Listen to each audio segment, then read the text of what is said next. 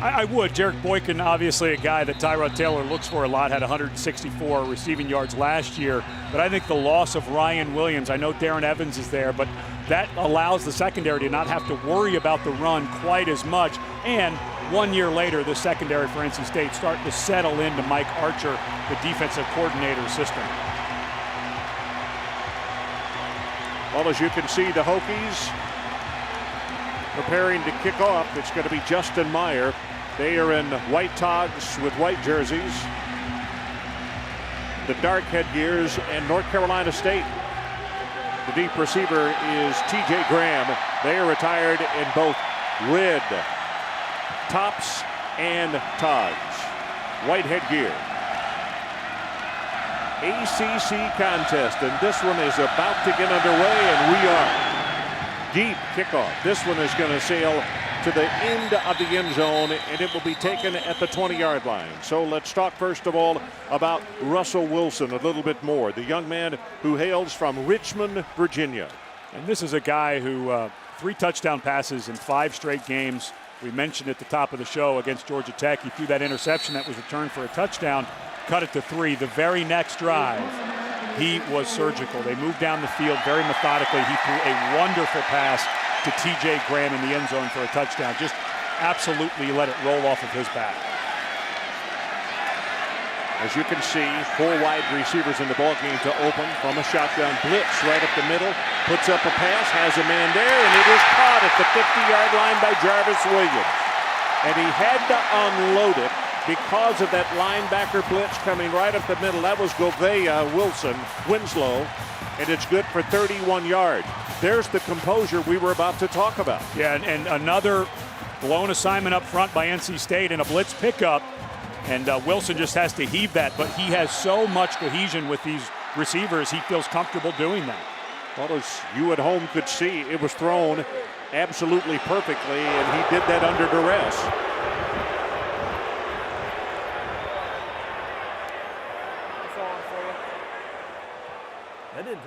Well, and they're reviewing whether the call on the field is that it was a catch by Jarvis Wilson.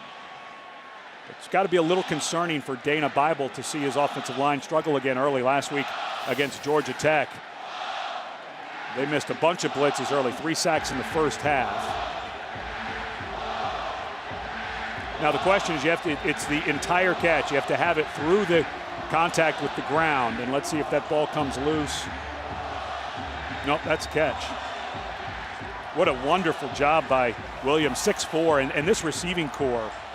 Williams at 6'4", Spencer at 6'3", Darrell Davis at 6'4", Stephen Howard at 6'2". They love the jump ball, and Russell Wilson throws it as well as anybody in the country. Well, they do, because that's the sport primarily they come from. Jarvis Williams was an outstanding high school basketball player. Darrell Davis, the young man you just mentioned who plays behind him, the very same. And most of the times, basketball players have extremely good hands, which he demonstrated right there. Well, they understand how to go up and get the, all those rebounding drills start to pay off. And it was interesting talking to Dana Bible. After further review, the ruling on the field is confirmed. But talking to Dana Bible about these basketball players, he said they finally, in the last couple of years, have bought in that we're now football players and have turned that mindset over and worked really hard. And, of course, a guy like Russell Wilson throwing you balls always helps. Well, not surprising to see a blitz on the very first play of the ball game, because Bud Foster saw just what you and I saw yesterday in watching video, and they were looking to see if there were problems there. 5 yards, 10, counted off at 14 for Dean Haynes, the redshirt freshman out of Tennille Hill, Georgia. 14 yards in the run play, Eddie Whitley on the stop, and they're going to come right back to the line of scrimmage with the hurry up. Well, and that was just a blown contain by Davon Morgan, the strong safety. Haynes in the flat, not going to go to him. He'll run. Cuts it outside at the 30, gets what he can, and steps out of bounds just short of the first down at the 26-yard line. Let's take a look and talk about the impact players in this ball game. Well, for NC State at receiver Jarvis Williams, we've already seen the impact that he can have. This guy is a big play, big receiver. And defensively for Virginia Tech, John Graves, 27 career starts. He was the only returning starter in the front seven for Virginia Tech at the start of the season, so they really rely on his veteran leadership. Well, the sweep comes to the right side and hit and knocked down behind the line of scrimmage. Gibson is there to make the immediate stop on Haynes. And now the Wolfpack confronted with a third down, and they lost about a yard on that play. So let's call it third down and 3 for the first. And here is where Russell Wilson is so good. He's an excellent ball faker. So if you are Virginia Tech, you have to be very careful thinking this might be a run play, because play action is always in your bag of tricks with a veteran quarterback like this. Haynes, the lone setback, and they'll give it to him. Tries to bounce it to the right, and it does. And depends on where they're going to give him a spot. Now, the linesman on this side made it a little bit shorter than what the men on the far side had done. And I don't think that's going to be enough for the first down. Yeah, but you go for it here. It's 4th and inches at home. You've got a nice drive going. You don't want to send out Chakowski, your kicker.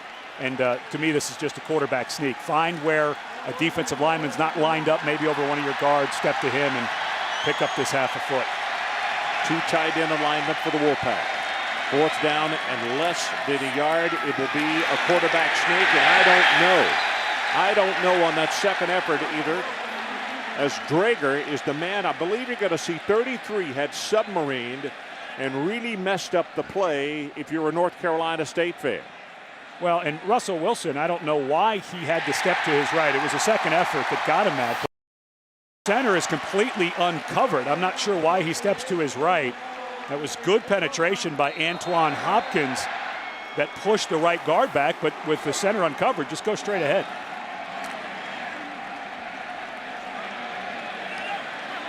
So the officials say first down, North Carolina State. If you just joined us, we're about to have played the first 3 minutes. They go with the running play to Haynes again. Tries to sweep the right side. Feet knocked out from under him at around the 21 by Bruce Taylor out of Myrtle Beach, South Carolina.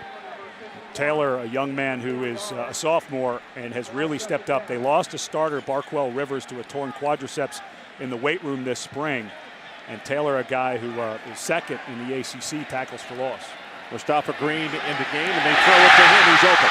20, 15, inside the 10. It'll be first and goal from the 6.5-yard line for the Wolfpack. Finally stopped by Rashad Carmichael of the Hokies. And the problem for Bud Foster right now is he's getting there with the blitz. The problem is he's going against a quarterback, a veteran guy who has such a great feel for the game that even though Foster's got guys running free, Wilson's starting to pick them apart. So you may have to start playing some coverage if you're Virginia Tech, because if you don't get there, that's what happens. 9th play of the drive coming up, and Mustafa Green will stay in the ball game at tailback. But they'll throw it. Looking over the middle, nothing there. Pressure now coming from the Hokies, and the pass delivered for the touchdown in the corner of the end zone by George Bryant.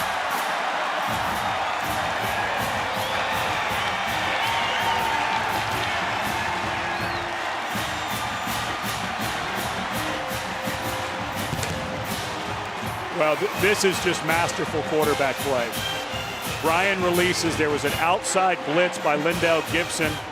Brian works back. Good job by the tight end. Really nice. He never stopped. He moved back, came back to the outside. But Wilson, what an excellent scramble. Keep in mind the tight end is 6'5 and a half, 265. And that defensive back was a net to him. Ball is down and the kick is up, and it is good. And Chakowski makes it a 7-0 ball game as Wilson demonstrates his mastery in the opening drive of the ball game. One more look. Nobody to the left. Now scrambling and throws to his tight end. 7-0 Wolfpack. Went down the field. Yep. 3 minutes and 50 seconds on the drive. Chakowski kicks it off, and it's going to come down at the 2-yard line. David Wilson. David looks for an opening and almost had it. He'll take it to just across the 25-yard line.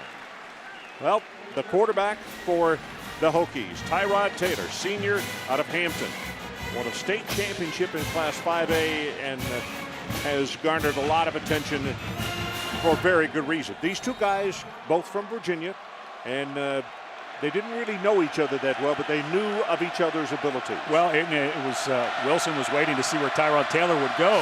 As soon as he got attacked, he said, okay, no reason for me to go there. That was Cole in motion. Taylor, first down, throws a completed pass out to the 33-yard line. Boykin on the receiving end. That was a nice rhythm throw by Tyrod Taylor. Watching last week the film against Boston College, he seemed like he got in his head a little bit a couple of times, held on the ball. That just an outcut by Boykin, a guy that he completely trusts. Throws the ball to a lot, he got the ball out on time, accurately, nice pickup on first down. In the backfield with Tyrod is Darren Evans at tailback. Redshirt junior out of Indianapolis. He stays in to block. Pass is thrown in and out of the hands of Jarrett Boykin. And let's take a look at a couple of more impact players. Well, another guy that lines up receiver, Danny Cole, guy they go to a lot, sub 4.5, had that 81-yard reception against Nebraska last year. And for NC State, so glad to have Nate Irving back. Young man suffered a bunch of injuries in a horrific automobile accident in June of 2009. Has moved to that middle backer, 16 tackles last week against Georgia Tech. In fact, Frank Beamer and his staff all said one thing that's obvious is that just Nate being back, he's making everybody better on this NC State defense. Pressure coming off the corner here, and he's going to be sacked. Knocked out at the 26 by Audie Cole, a redshirt junior from Monroe, Michigan. Well, both of these offensive lines have had their struggles this year. And Tyrod Taylor, there was a blitz coming off the edge by Cole, and Cole, they love to blitz because he's 6'5", so you can't see over him when he's coming, but that was a missed blitz pickup to the right by the offensive line and the running back Evans on that side. Brian Saunders stands by to punt, number 30, waiting for the snap at the 12, and TJ Graham is the deep man for NC State. Not a long kick, off the side of his foot, going to bounce sideways at the 50, and now we'll take a little bit of a Virginia Tech bounce, and it'll be at the 48-yard line, though. Great field position when we come back for the Wolfpack. 1 yard shorter. It's like a 24-yard punt to open the ball game for Virginia Tech. Pass in the flat, almost intercepted, and he pumped and almost waited 1 count too long. Jaron Hosley, a young man that Virginia Tech is very excited about, had a great interception last week against Boston College in the end zone. And this great field position, Virginia Tech, of course, known through time as a great special teams ball club, and that's not been the case for them so far in 2010. So it's a second down and 10. Mustafa Green in a tailback. And the pass to the far sideline going to be off the mark. It'll be incomplete. Jarvis Williams, the man that he wanted, and it'll be a 3rd and 10 for this one. Well, when you look at Virginia Tech, they've had a problem in the red zone, and they spread it out in the middle of the field, and they get down inside the 20, and they start packing in. I think they need to keep it spread and maybe get some Tyrod Taylor runs. And for NC State, max protective necessary. In other words, leave a back or a tight end, and we have already seen the struggles with picking up the linebackers. So to me, leave a guy or two in, pick them up, because you give Russell Wilson, well, not even if you give him time, he's throwing a great ball without time, but he will pick you apart. Darrell Davison at wide receiver, going to go long, got single coverage downfield, and the ball just beyond the outstretched arms of Owen Spencer. Last year, Owen Spencer led the nation in average yards per catch. And he certainly would have helped himself right there had he been able to come down with that one. He got so concerned with the defensive back. Both of them were kind of hand fighting. If he would have just started running full speed, I think that was a well-thrown ball by Wilson, but Spencer got locked up and slowed down just a touch. Drager and Eddie Whitley applying the pressure on quarterback Russell Wilson. So their first punt of the afternoon. Pressure's on, flag goes down. And here is the difficult thing, as the fair catch is called for and made inside the 20. Folks, they had the punt blocked, and he almost ran into the punter before he got the kickoff. Well, and the headaches for Virginia Tech on special teams continues. Kind of a mirror image of the opening night ball game against Boise State. Running into the kicker. Stopped. against the defense. 5-yard penalty is declined. Yeah, Roberts had, you're absolutely right. Roberts had a beat on that. And if he cuts stop, across, he'd blocked it with his body, even if he hadn't extended his arm. And that's what you do. A lot of times you put receivers on there, and Frank is really hot with him because all he has to do, it's like running a post route. Just put your right foot in the ground and cut across the foot of the punter, and instead of a penalty, you've got a blocked one, and who knows where the ball ends up. Now, look at the field position now. Well, the Hokies are going to take it over at their own 7-yard line, trailing 7-0. 9:19 left to play opening quarter. Taylor, great protection, has a man, and in and out of the hands of the receiver, and that was Donnie Cole. And Donnie almost fought that one a little bit.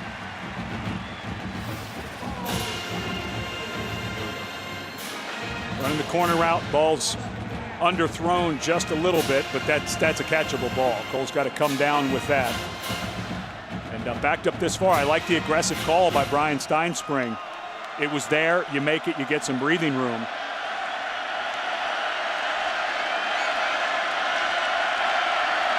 David Wilson in the ball game at tailback, number 4. And he'll get the handoff right up the middle, bounces off the tackler, he's loose. 25 at the 30, still on his feet, loses the football, and it comes out of bounds, knocked out by his teammate at the 37-yard line. Dyrell Roberts, I believe, is the man who got the recovery, and I think it's going to be a gain of 29 yards. And Wilson, a young man they're very excited about. Good blocking up the middle. Poor tackling there. 3 guys came together for the Wolfpack can't make it, but this is a guy with great speed. He's a track guy, triple jumps over 51 feet. Well, he won the state high school championship as a triple jumper. And believe it or not, he weighs 200 pounds, which seems a little bit heavy for a track guy who's either long jumper or triple jumper. But just right for a running back. Perfect. Play action. Taylor with a good fake. A lot of time. Gets it out in the flat. And he hits David Wilson. And David gets hit immediately by Nate Irvin. And listen to the response from that student section. This man, they are so happy to have him back. They're so happy that he was alive after that car wreck that he was in. Well, this is one of the things that Virginia Tech does. Watch all of the deep routes, and there's nothing in the middle, no crossing routes to bring that make the linebackers and the strong safeties have to come up. And studying them on film, it seems that they love that deep route, but they don't layer something underneath. So when you dump it off to the running back, there's nothing that the linebackers have had to respect behind them. Well, you could see that low line in there that he had 16 tackles last week against Georgia Tech. And who is it again? Hello, Nate. Not only back-to-back tackles, back-to-back smashes. Well, when we met with him yesterday, he was talking about the flow of the game when you're gone for a year. Watch how quickly he reads this. He's coming forward. It looks that was going to be a cross blitz between the linebackers. Give credit there to Mike Archer, the defensive coordinator. But he talked about his eyes coming back, seeing the game better. 3rd down, and the line to make it. They got to take it all the way out to the 43-yard line. 7-0, North Carolina State. Blitz comes right up the middle again. They pick it up. Pass in and out of the hands of the receiver. It's intercepted at the 20, 15, at the 10. C.J. Wilson, and he'll take it down inside the 5-yard line. 1st and goal, Wolfpack.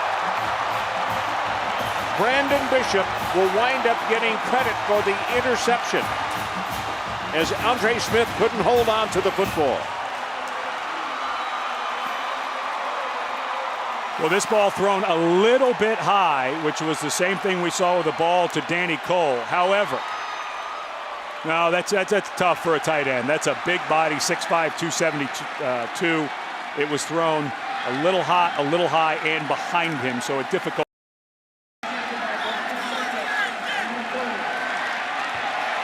Wolfpack defense handing the offense a golden opportunity here inside the 5.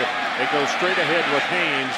And he's not going to have anything. It'll be back to the original line of scrimmage, which is around the 2-yard line. Now you watch this Virginia Tech offense, and with the amount of starters they had coming back, 9, it lost 2 offensive linemen, and an offensive lineman and a tight end. But people expected Virginia Tech to be so much better offensively, but without Ryan Williams, and you talk to all the coaches that play against Virginia Tech, this is just a different squad. He's that good of a running back and been out since the East Carolina game. Play action for the end zone. The ball is almost intercepted. That's Rashad Carmichael, who almost came away with the football. They were intending it for George Bryant, and George actually was reaching around the head of the defensive back to make the reception. Watch this. No, that was excellent coverage that time. He almost caught it on the back of his head. By Carmichael. But you already mentioned Brian's size at 6'5", 265, and now 3rd and goal. I bet you Bud Foster doesn't want to let Russell Wilson stand in the pocket for too long. You've got one-on-one. I think fade up top maybe. 3rd down. They roll the pocket, and he throws it to his running back who had just circled out, and it's Haynes for the touchdown.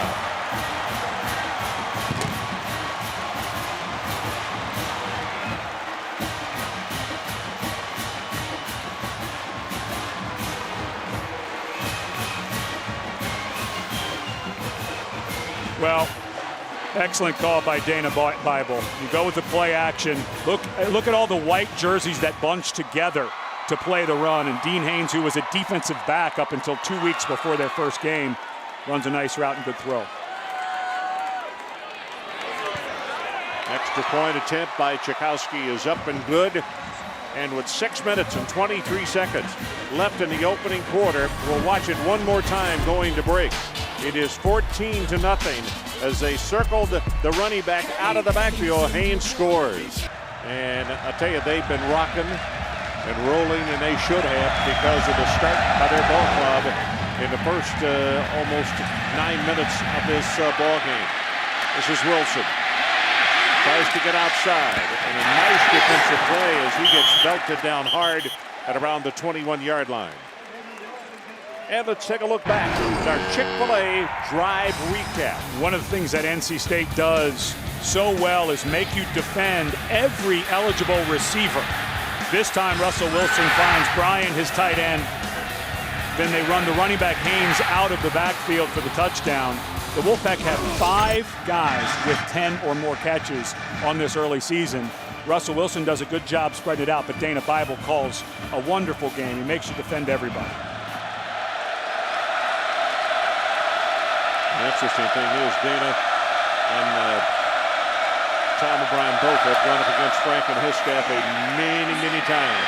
Going to reverse his field, winds up with a gain of over 10 yards on the play. Stepping out of bounds at the 33 is Darren Evans.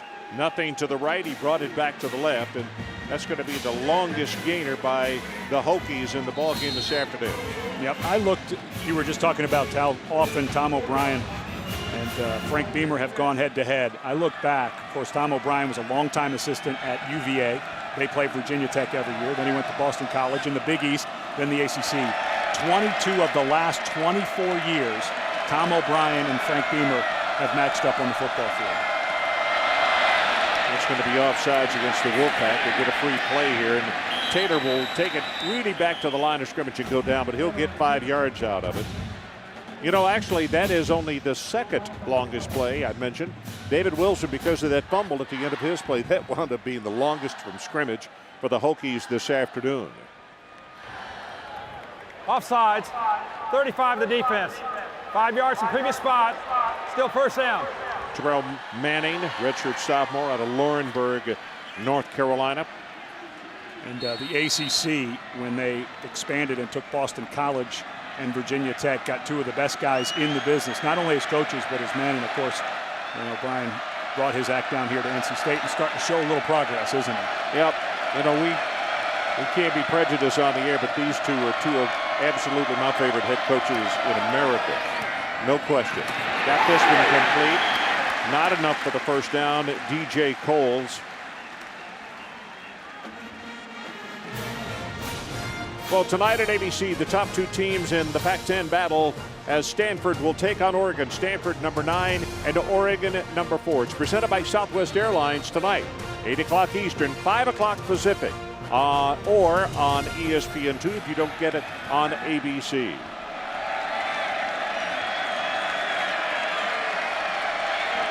Evans and Wilson in the backfield this time. Second down, they need to take it to the 44. And Tyrod Taylor with an audible here. Option play, and they get it back to Evans. Turns the corner, not only has the first down, he's going to have about 6 more yards as Audie Cole will finally force him out of bounds. Well, when you run the option, your receivers have to do a good job of blocking down the field, and DJ Coles that time did an excellent job. Good read by the quarterback, and Darren Evans, who back in 2008 set the ACC freshman rushing record, but then suffered a terrible knee injury before the season. Coach is feeling like he's getting back into his groove a little bit. That's Andre Smith, the tight end in motion. Sets up on the right. Taylor looking, now delivers. Has it complete. That is a great job of making the catch and staying in bounds. Marcus Davis on the receiving end, and the defensive back doing everything he could, C.J. Wilson, to convince the official, but he did. This is a really nice job. And Marcus Davis, a young man that the coaches have been waiting for. Lots of talent, starting to show it in games. I'm not sure that's a catch. Looked like he may have. The right foot was down before he stepped back there. Right there. Taylor gonna run. Goes down. Whoa. Went under the defender, which is probably the best move he could have made. And Michael. And I think that was Nate Irvin. It was that he went underneath. And Tyrod was very wise to make that move. They're going to give him forward progress to the 31-yard line.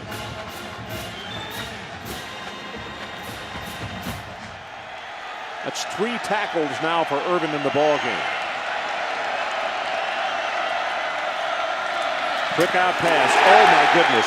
Just as soon as the ball is caught, Audie Cole had come across and made the hit. We've got Cole already for 4 individual stops in this first quarter. Mike Archer was telling us yesterday, the defense coordinator for NC State, that this is the best group of 3 linebackers they have had since they've been here as a staff.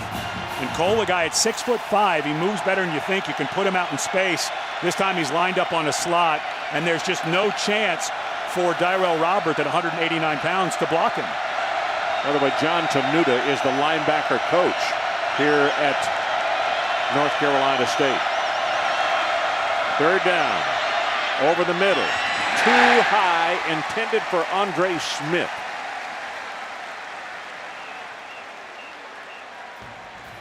And the problem is you're going to 4th down on the 32. This is outside of the range of Chris Hazley.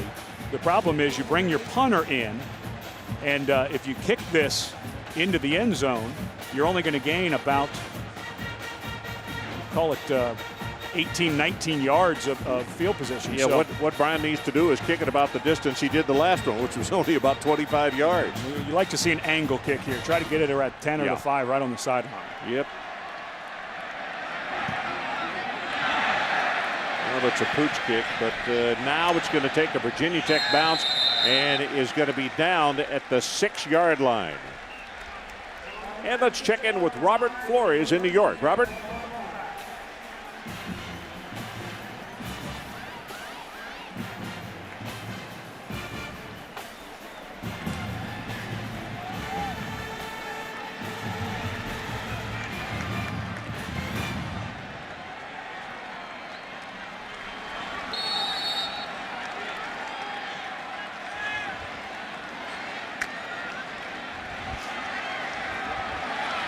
Poorest field position of the afternoon for NC State as they scrimmage from their own 6-yard line.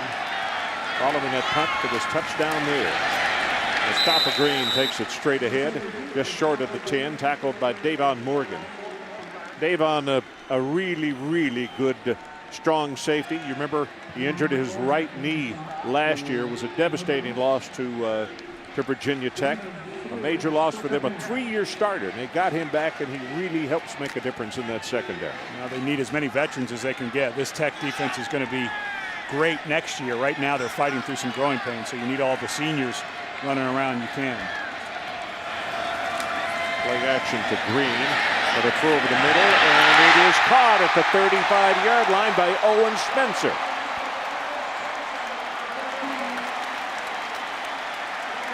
It's a nice job of protection by that offensive front. Good for 30 yards. Great crossing route with the tight end, Brian. And you see how quickly that ball has to drop in there before the safety gets there. That's the one thing we noticed on film. Russell Wilson is great at knowing exactly when he has to throw the ball. If that's a half a click later, the safety's going to make a play on that ball or the man and break it up. Mustafa Green right at the middle. Has 5, has 10, counted off at 12 yards. Rashad Carmichael saved a touchdown on the play. Let's take another look.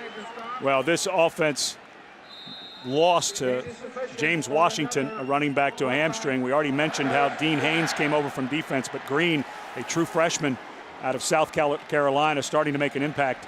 And you're already hearing the crowd. They're not booing. It's moo for Mustafa. So you know a guy's a pretty good player when he's a true freshman. They're already doing that. Irmo, South Carolina, his home. Play action. Sets in the pocket. Going to have to hurry and is going to be sacked. He was hit behind the line of scrimmage and knocked down by Stephen Friday. So behind the line, that'll be credit for a sack. And they will lose about a half yard on the play. Friday. Excuse me, Ron. No, just good pressure by the Hokies. And they know they got to get their backs up right here because already down 14-0 in the final moment of this opening quarter. They can't give away any more points, not anytime soon, and stay in this ball game.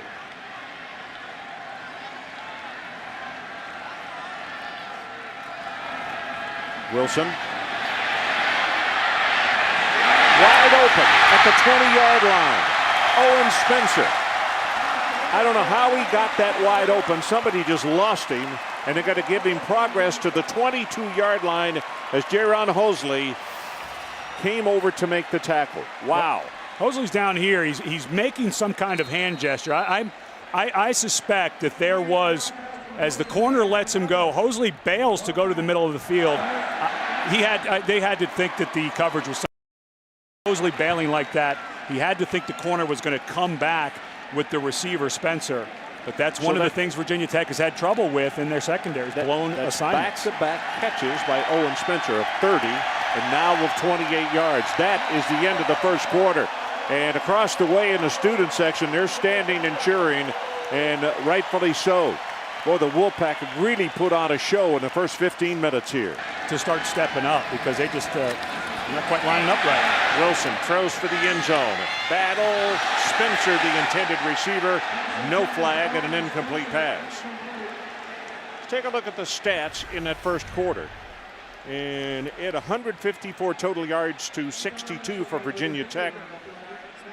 I'm looking on the other stat sheet that shows in a total of 20 plays in the first quarter, 10 run, 10 pass. Yeah, complete balance. That's pretty much what they do all the time at NC State. But that average start, the own 43 for NC State, a function of a dysfunctional kicking game and a turnover for Virginia Tech. Straight ahead with the running play, and Mustafa Green is going to be stopped at the 20-yard line. Now big play decision time as Morgan came over to make the tackle.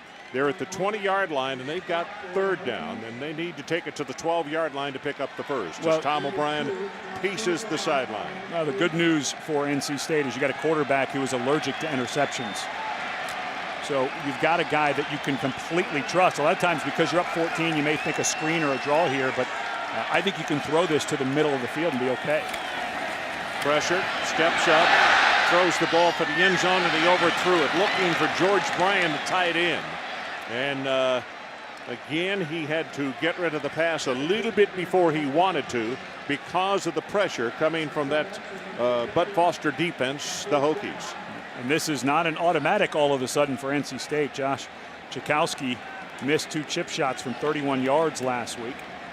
So it's not a gimme. Said he got a little quick, just rushed his steps into the ball. Chakowski, the ball will go down at the 27, so we'll say officially a 37-yard field goal attempt. And line drive, aesthetically, it gets about a 3, and the kick gets exactly a 3. It is good. 17-0 NC State. Chakowski kicks it off. High spinner. This one returnable from the goal line. It's David Wilson. Wilson treated rudely at the 20-yard line. Well, after making a serious statement with a victory at Dover, defending champion Jimmy Johnson, now in second place in the chase standings, has his sights set on overtaking current points leader Denny Hamlin. The chase for the NASCAR Sprint Cup continues at Kansas on ESPN Sunday. It's at 1 o'clock Eastern Time, and coverage actually begins with NASCAR Countdown at noon on ESPN2. How different would this game be if Tyrell Roberts would have gotten that block punt and Friday would have gotten that block field goal? And that's not really a woulda, shoulda, coulda. I mean, they were that close. Well, Taylor's going to take it himself out of bounds at the 23. David Amerson came over defensively to get the push on him.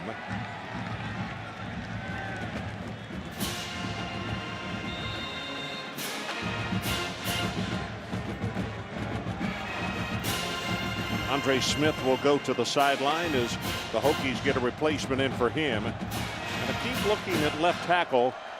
Looks like Andrew Lanier is still operating over there. Nick Becton, they were hoping would start. He had a turf toe. Was going to be a starter this year. And then got his toe stepped on again in last week's game. Option play. They pitch it back, and that's Wilson. And Wilson, well, the defense of the Wolfpack playing better and better with each snap, it would appear. Let's check in with Robert Flores in New York.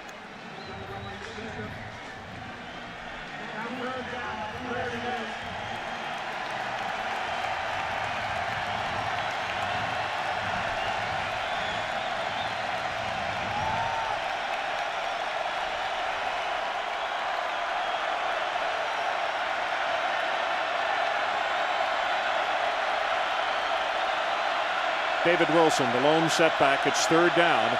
The line to make is up at the 31. Blitz coming right up the middle. Picked up well. And the pass thrown to an open receiver, Tyrell Roberts, and he threw it just a touch too high. Taylor's pressing it a little bit. I think he's feeling the stress. His senior year started out 0-2.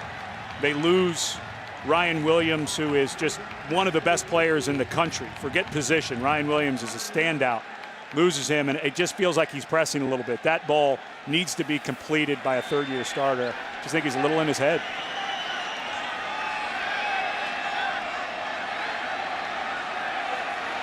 Well, let's see if Saunders can get a foot into this one.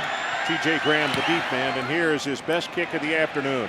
Driving spiral all the way back to the 18-yard line, and great coverage by the Hokies on the special teams. He will be stopped at the 17-yard line. 56 on the kick, -2 on the return.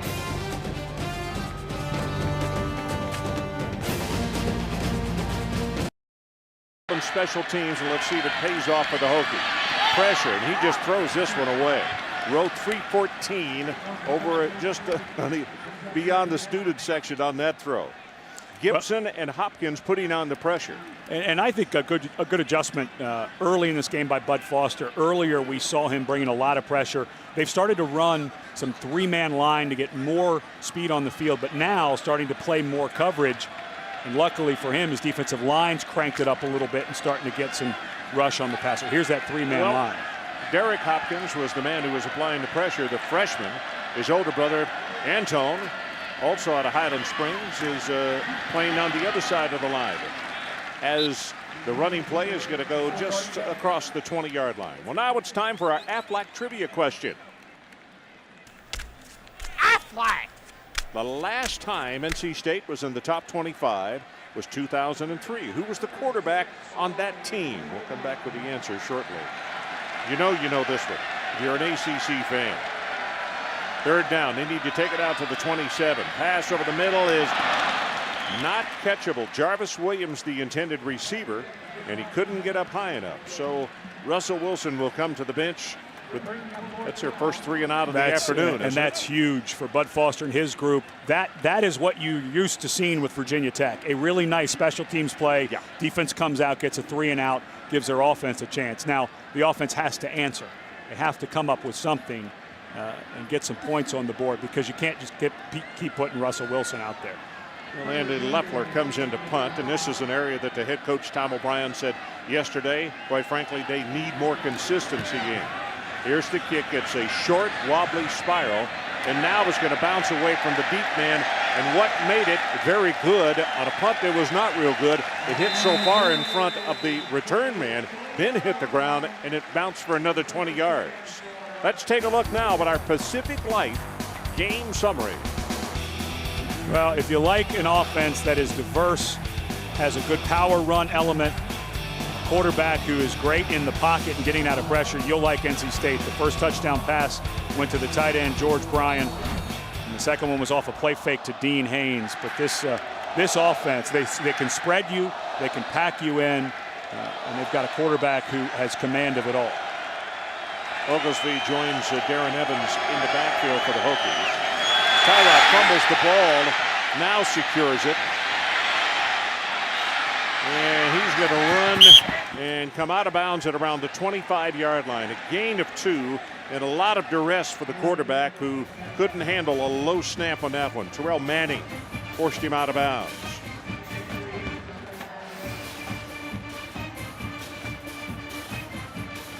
Just took his eyes off it for a second. You know, the quarterbacks, a lot of quarterbacks in shotgun snap, they like being back away from the action so they can see, but the problem is you have to see the ball into your hands on a bad one like that, and you have to take your eyes off coverage. That time Tyrod tried to keep his eyes on coverage, took his eye off the ball, and it hit the ground.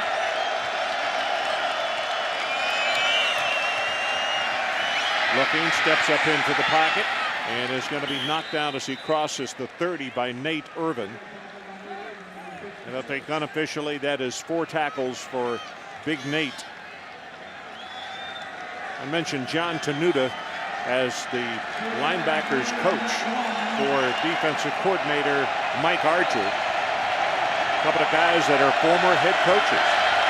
Tenuta, defensive coordinator for many, many, many years. No first down here. Going to be shy of the line, which was the 33, and Nate Irvin stepped up to make the tackle for the Wolfpack. There's a look at Mike on the sideline, Coach Mike Archer. Well, and he called a pinch and then a linebacker flow on that one. Watch the defensive lineman pinch to the inside and Irvin step along, and nobody step around. Nobody from Virginia Tech gets up on the linebacker. The left tackle, Andrew Lanier, is supposed to be able to come off, but because of the stunt, the pinch to the inside, a really good call by Mike Archer on that one. Expecting the inside run, exactly what he got. So Saunders will have to kick it away. Graham is the deep man. It's a nice long high kick from the 20. Flag comes down and got to be pushed out of bounds as he crosses the 30. And I think the Wolfpack are going to have to take a walk back on this one. Yeah. Clearly a block in the back.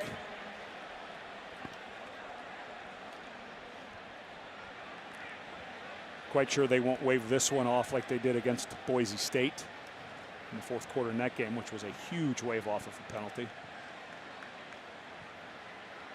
He was right on the line. Admittedly, could have gone either way, but Frank Beamer not happy with that call that got pulled off in that Monday night up at FedEx Field.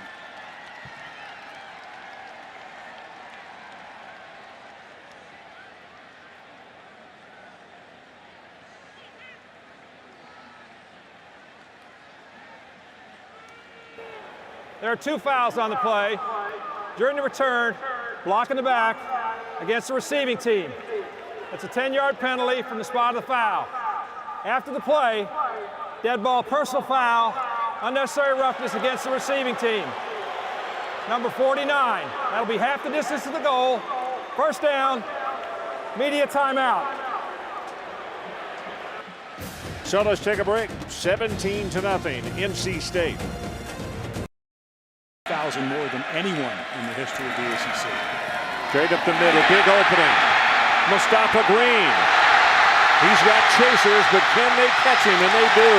Inside the 45-yard line, Govea Winslow makes the stop after a 49-yard gain. Just a real simple zone run scheme. Excellent job by the right guard. Zach Allen. Yeah, Zach Allen got himself a pancake block. And that's exactly what Green cut behind. Just got his pads under the defensive tackle and drove him right in the dirt. That's exactly what Tom O'Brien, a former offensive line coach at Virginia, likes to see. Well, they're going to run a little reverse. Ball is on the ground. I think it's recovered by Virginia Tech. Well, let's wait. No, he lost it. He lost it. Hopkins, Derek Hopkins, the freshman, fell on it on his pads. You've got to cradle it. You do. When the ball's on the ground, you can't fall chest first on the ball. You have to fall on your side and watch as the ball hits the turf. And just a mishandle there, but watch Hopkins falls chest first, belly first, and it comes right out. You have to put your side next to it and cradle it, because when you land on the ball, you bounce off it and you don't get it. So with a second down and very long, here comes pressure on the quarterback. The ball is thrown forward, almost like a shovel pass. And I'm waiting to see if they're going to call, they're going to say incompleted pass. So it'll be third down. Third down and 17. Yeah, that was good pressure that time by John Graves. By the way, Derek Hopkins, who was very close to going in the record books of having recovered that fumble, his nickname is Skip. His older brother, Anton, is Hop. And they have a younger brother at home, and guess what? Jump is what his nickname is. Well, they have to hang out with the running back David Wilson, who's the triple jumper. Well, whistles now, but the play is going to be stopped. For Wilson, he completed his first 3 passes of the afternoon, and since then is NC 3 State. of 11. It's their first charge timeout of the half. 30-second timeout. So we'll take a timeout. 17-0 NC State.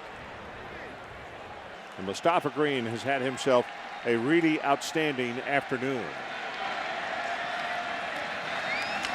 Third down. Wilson throws it far sideline into coverage, and I think this one got picked off. It did by Hosley. Nope. Yeah. The official calling timeout. It's the first turnover. But that one he threw into coverage and just kind of threw it up for grabs. Yeah, this is one that Russell Wilson would want back. And the thing that Dana Bible will tell him is it's third down. Well, you look at it. If you don't complete this and you punt it, yeah. I mean, you still don't want to be throwing interceptions. You come down, there might have been something you could look at underneath, try to do that. But really, you look at the field position game, not terrible.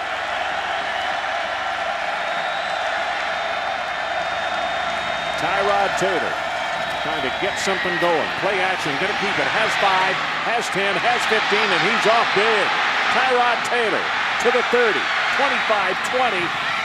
Shoved out of bounds, stepped out. Let's see, the official, one continued to follow him, and he's going to say, I believe, at around the 5-yard line.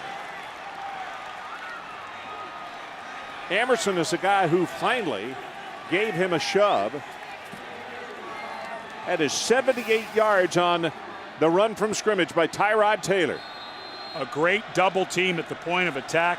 You could see the back of the jersey of Greg Nosal. Got a really nice double team, pushed him up, and allowed a huge hole for Tyrod to run through. Virginia Tech back quickly to the line of scrimmage as Taylor looks to the sideline. Further review. Frank trying to get a play off here, and I don't blame him, because quite frankly, I thought he stepped out of bounds a little further back than he did, but the official just kept on running with him. But anyway, it is a huge chunk, their longest play of the afternoon. And watch right there. I thought that's where he stepped out of bounds. Emerson is the man who was forcing him, but still, they're going to have the ball in great field position. Steps out, let's see, right there. That's going to be, what, the 11-yard line. Awfully close. I can see why the field judge maybe thought he stayed in. I mean, he might have had a blade or two of white grass underneath his big toe. So that'll come back to the 12. But this is where Virginia Tech has really struggled. After further review, the ball carrier stepped out on the 11-yard line. First and down. But this is where Virginia Tech has gotten stuck in mud. 18 trips inside the 20 coming into this game and only 9 touchdowns. Tell you what, though, Frank wants that opportunity right now because they've slumbered a little bit on offense today, and now maybe this is the play that will awaken them. They tend to pack it in and run on first down in the red zone. Let's see if they spread it out a little bit and let Taylor throw it. Taylor under center this time. Straight back to throw. Far sideline. And the ball tipped, and that's a nice defensive play by C.J. Wilson. Well, they were trying to set up the corner route to Danny Cole. They had Andre Smith, the tight end. Cole goes to the inside and breaks back to the outside, but this is just wonderful coverage by C.J. Wilson. This secondary that got torched last year by Virginia Tech amongst other teams has really started to grow up. So it is second down. David Wilson now the lone setback, and this time Taylor will go from a shotgun formation. Blitz coming off the corner. Quarterback keeper right up the middle. Great idea, and all of a sudden that hole just closed, and it was Kuhn who was there. Marcus Kuhn, number 91. With injuries, a redshirt junior, and he closed it up and made a very valuable tackle, because I thought for a moment there Tyrod might take that thing into the end zone. Now this is where I feel like you get your tight end involved. Andre Smith at 6'5", had 4 catches last week. Get him in the middle of the field, make the safety and linebackers go to him and do some type of crossing route, maybe underneath of it. Third down. They can pick up a first down at the 1. Taylor avoids the pressure. Scrambling, now throws, and he caught it. And that is Andre Smith, the tight end. He may be 6'5", 272, but what an athletic move. And I'm not sure Emerson could have covered him any closer without interfering. Well, the tight end gets almost a free release. He's going to run out, and that's a really good coverage by Emerson. As Emerson goes, Smith breaks the outside. Emerson lost track of where the ball was, but what a sensational catch to lay out. And you're right, I don't know that Emerson could have done it much better, but a good job by Tyrod Taylor in scrambling to get over there. Hazley to attempt the extra point. Ball is down and the kick is up, and we got a 10-point ball game.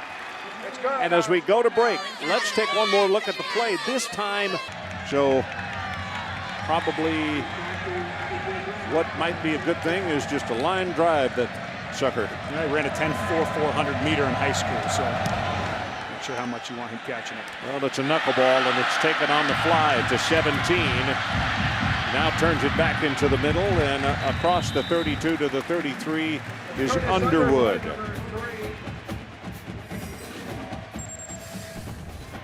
Michael Chiklis stars in the superpowered series of ABC's No Ordinary Family.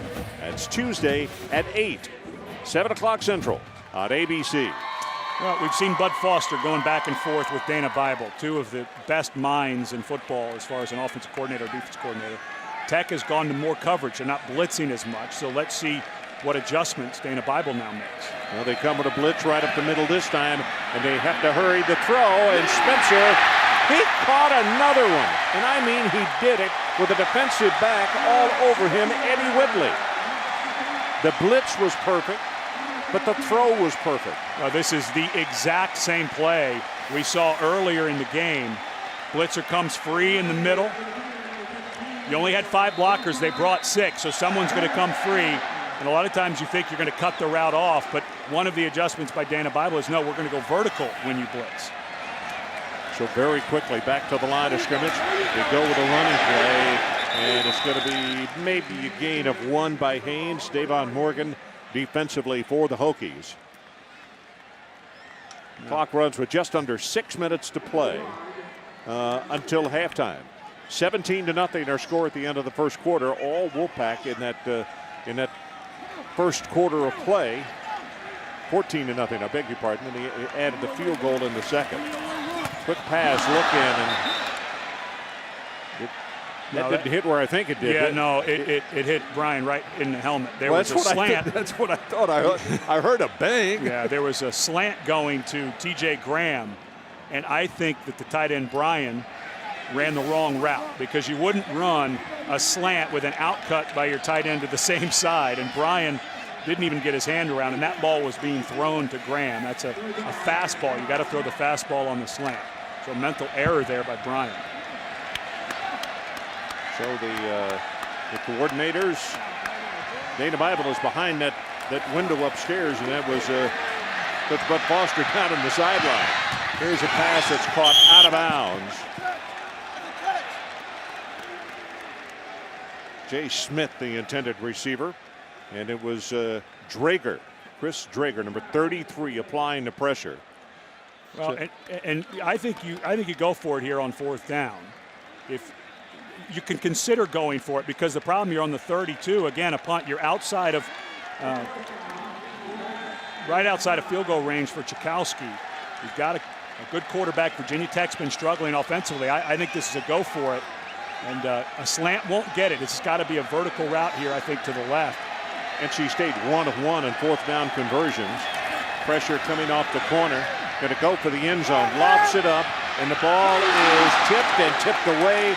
Incomplete, and it'll be Hokie football with 5:28 showing on the clock. And that's the exact same route that they hit a touchdown last week against Georgia Tech to T.J. Graham. And remember that throw against Georgia Tech, Russell underthrew it and put it on the back shoulder. This time there's great coverage by Exum, the freshman safety, and he tries to overthrow it that time, and really a good throw. Graham just cannot come up with the ball, but that hit was him in the face mask. Yeah, that was a nice throw by Russell Wilson. That should have been caught. It really was. So it's 1st down. The Hokies have it at their own 31-yard line, and plenty of time to get on the scoreboard. They roll the pocket, and boy, what a hit. Tyrell Roberts, the intended receiver, and he's hurt. Tyrod Taylor really took a shot. Now he is up. But Nate Irwin got out there, and Irving was there. Tyrod, instead of throwing it one beat quicker, watch what happens.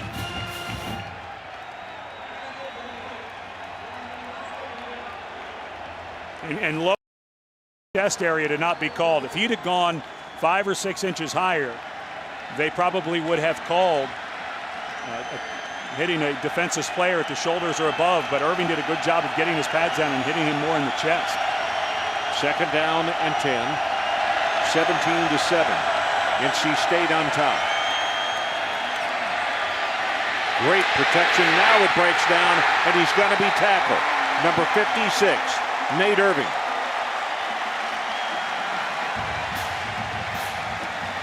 Well, 16 tackles last week against Georgia Tech. He's going to have about 32 today at the rate he's going. Boy, I'm telling you. Yeah.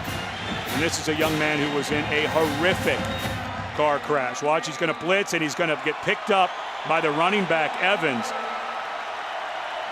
Evans got tangled up with the center's feet, and Irving just goes right by him. And the coaches hope that Georgia Tech game turned on the light bulb for him after a year away from football, and it sure looks like it did. 3rd down. They got to take this all the way out to the 42. Taylor deep over the middle. Ball dropped at the 45. Danny Cole. Well, Tyrod Taylor hung in there and made a pretty nice throw. Hokie wide receivers not really helping out the quarterback, so the struggles continue for Virginia Tech offensively, but that after getting a tough hit, then a sack, Taylor threw a pretty decent ball into a nice hole there. This is their 5th punt of the first half.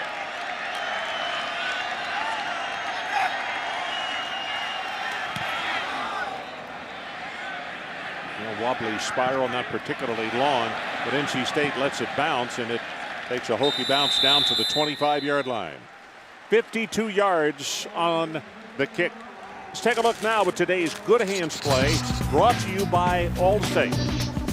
Well, Andre Smith not only does a nice job of staying alive, but this is a wonderful catch. A senior making the most of his chance to play, does a good job of turning and putting his hand underneath the ball, so it is a completion, but He and Stephen Friday, the defensive end, guys who didn't get a whole lot of time before this year, making the most of their last run as Hokies.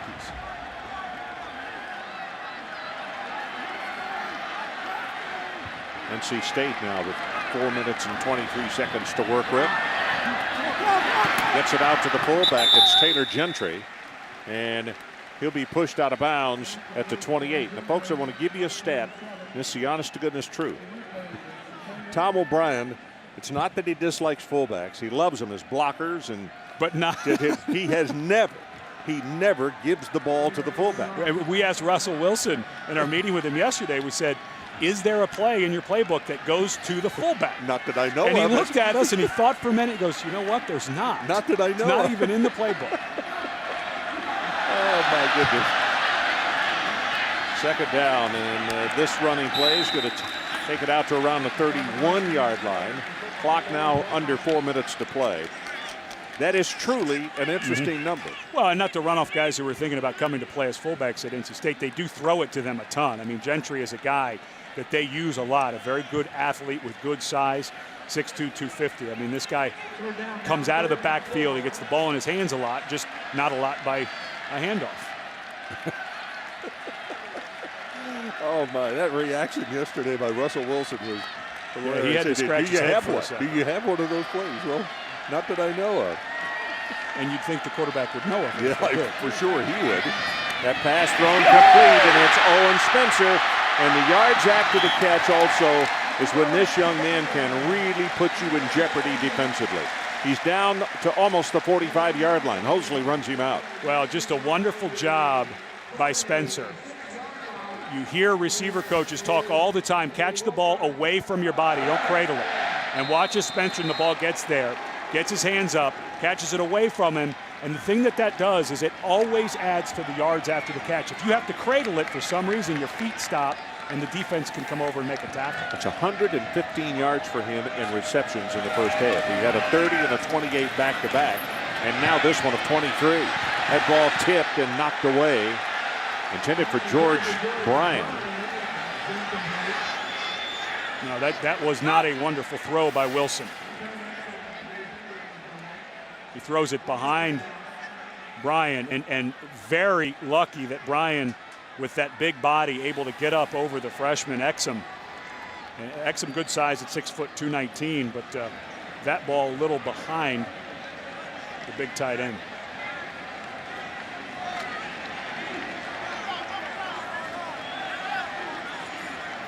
So the clock is stopped, 2:34 to play until halftime. 10-point lead, NC State. And they stay with the running play. Green. And Green is going to make it a third down and about 4 as he'll have it to the 40.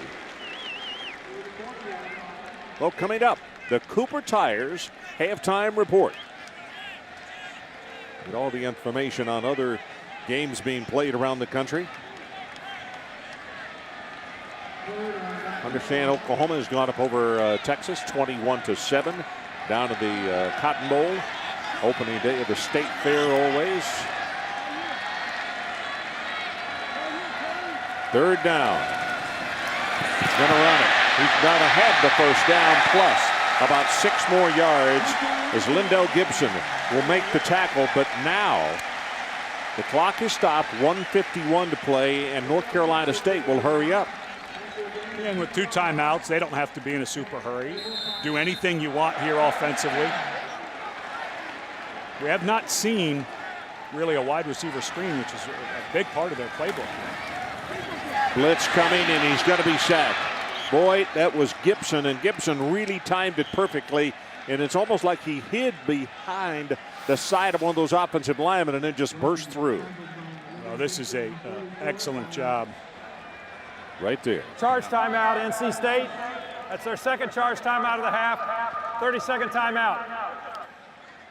So we'll take a short break. We'll be right back.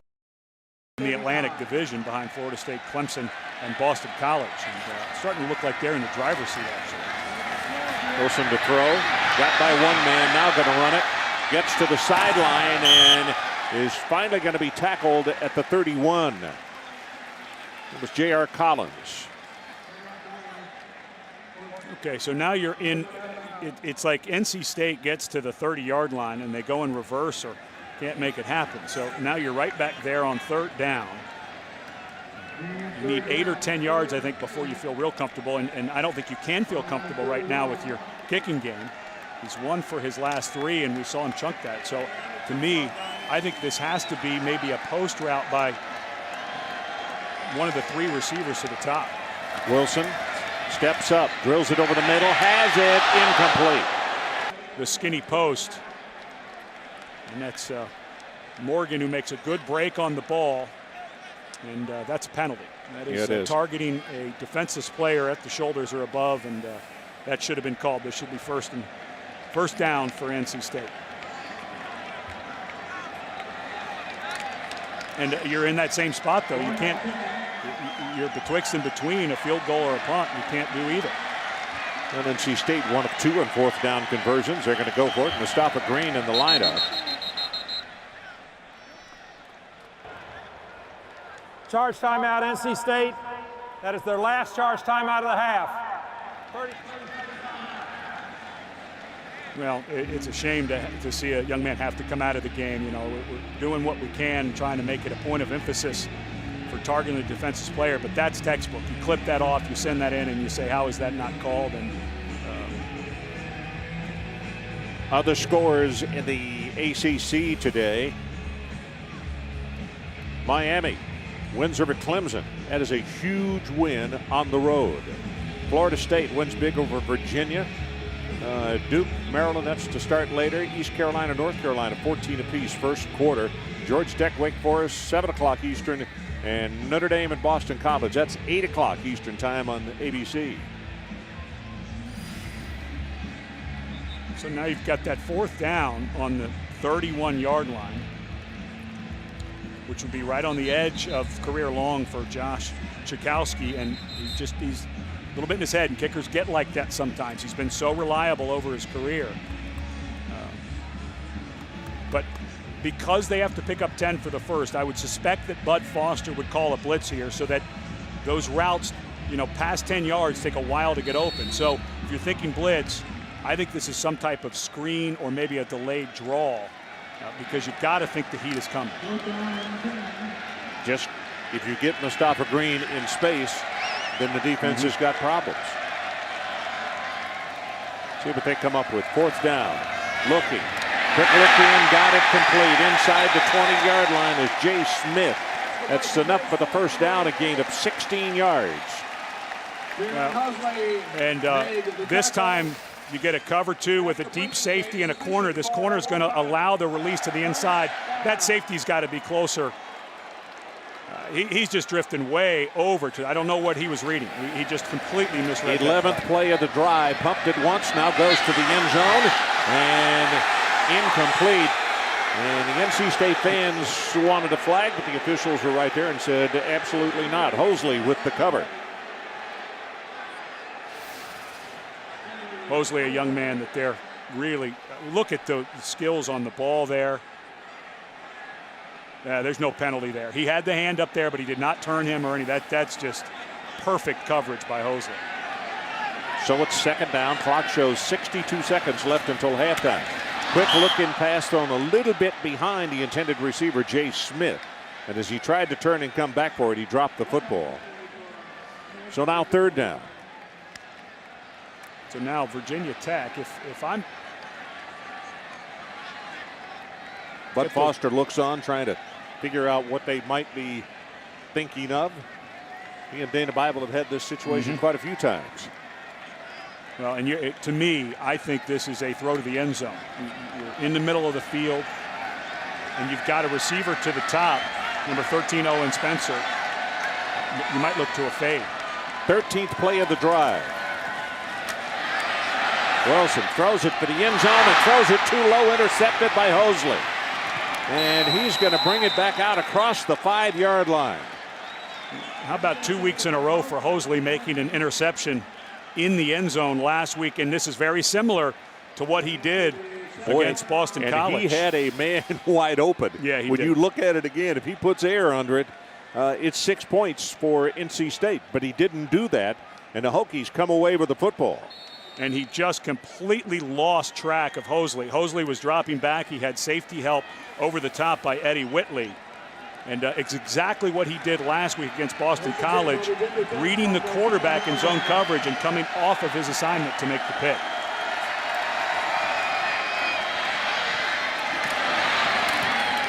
Evans is going to take this one out across the 15-yard line. Brandon Bishop made the stop defensively as a little conversation goes on between the two. And I'm sure Darren was saying, hey, you're from Boca Raton. Nice weather down there, huh? Timeout actually is called to stop the clock at 38.4. And Russell Wilson has not looked as good as we saw on film against Georgia Tech so far.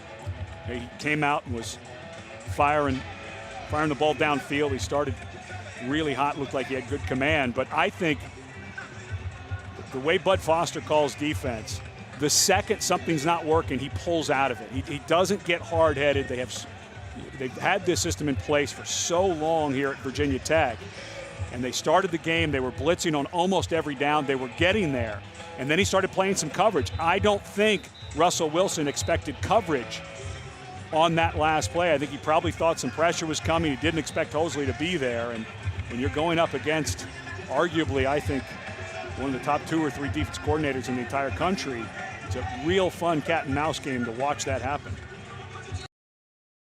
So time is back in, and Virginia Tech on offense.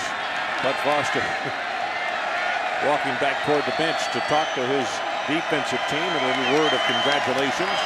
Second down and short. The running play, I believe, is going to pick up the first down. Darren Evans with the carry. And I think with this field position, I'm not quite sure why Virginia Tech took that timeout. Well, you take it and maybe Evans busts for 20 or 30 yards, get you out to midfield. But I think Frank Beamer, the way his offense is played, is happy to be down 10. And even though this is a run-looking formation, I'd be surprised if they're going to throw the ball here. The only thing that really harms you is if you get a turnover down here.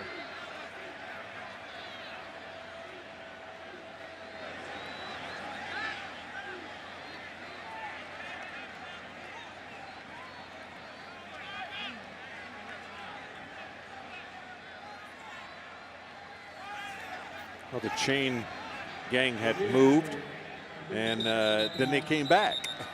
Now, wow, they're going to call timeout and talk this over again. Yeah, come on, let's figure this out. I'm not quite sure what the issue could be. It's a running play. It was close to whether it was a first down or not, but you spot it, and let's move on. Virginia Tech, if they are going to try to get something going, now you've put the brakes on. This starts to get a little unfair for the competitors on the field.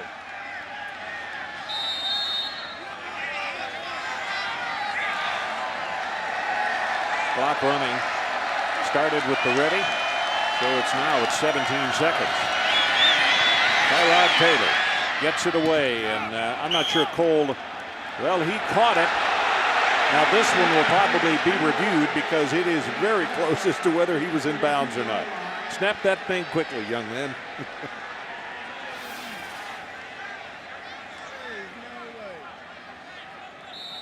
No, doesn't look like a catch. Well, if they get no.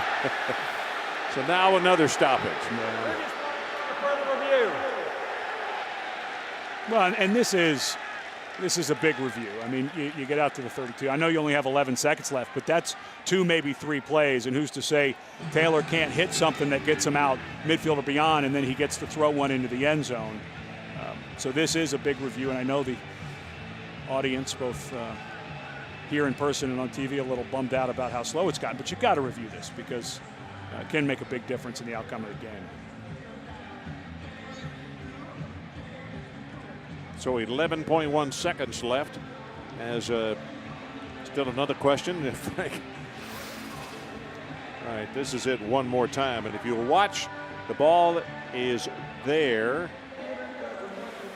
Now, After further review, the ruling on the field stands.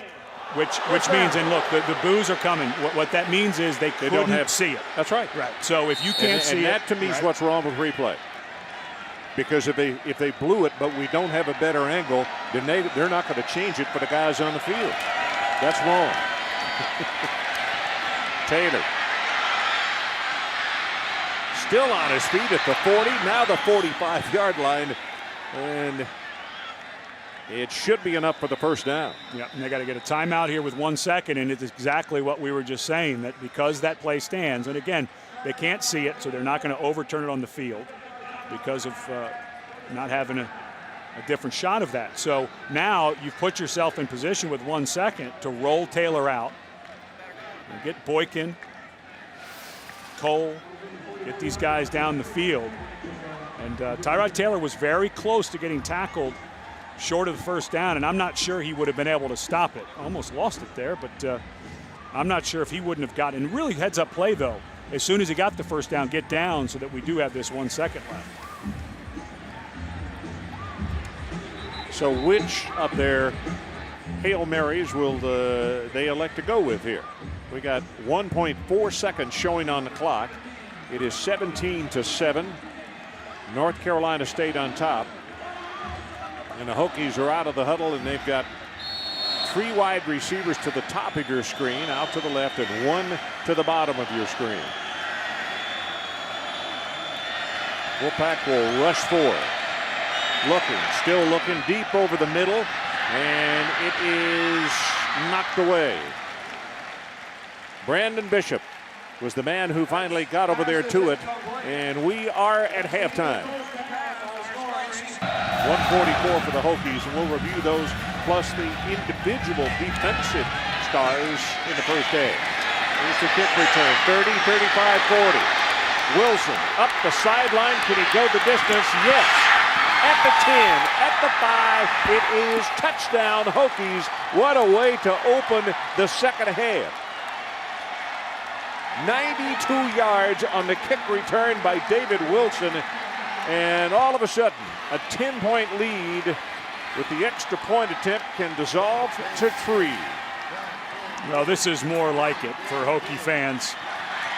But watch the kicker, number 36, Chakowski. He actually cuts off the trail man, Gary Grant, who looked like he was going to make the tackle, but Chakowski went over there to try to make it and cut off his own guy, and I think that's how Wilson got the final step to get the whole distance. Paisley with the extra point attempt, and that is no good. It is not good. Wild to the left. Let's run back to those stats very quickly, since we got a chance for everybody to catch their breath. For Frank's team to miss an extra point, that is indeed surprising. You look at the rushing yardage, Virginia Tech, and that one run by Tyrod Taylor was over 60 yards, even when they brought it back, where he stepped out of bounds a little bit. But the offensive plays, this also caught my attention, 48-33. The defensive leaders look just like this. Davon Morgan, 7 tackles, 1 pass breakup. And Hosley, 3 tackles, 2 interceptions. Nate Irvin, yep, he's back. 7 tackles, 1 sack. And Brandon Bishop, 2 tackles, 1 interception for him.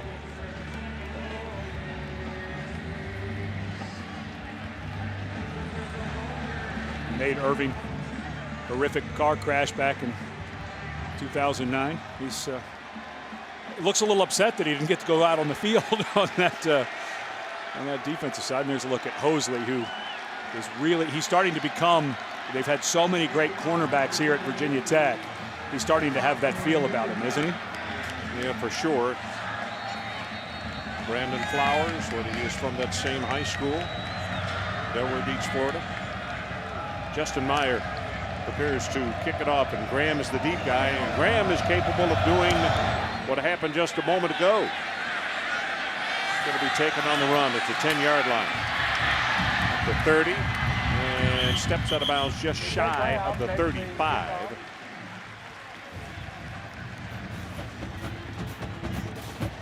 You see, it's Dean Haynes who said, I'll put my shoe on in a moment. I'm going to go on the field right now and see if I can carry the football. You see Glennon right there. That's Mike Glennon, the backup quarterback, brother of Sean, who was quarterback at Virginia Tech. Mike got a lot of reps for Tom O'Brien because Russell Wilson was playing baseball all spring and summer. Glennon ran the first unit through spring ball and summer 7-on-7s. And the handoff goes straight ahead.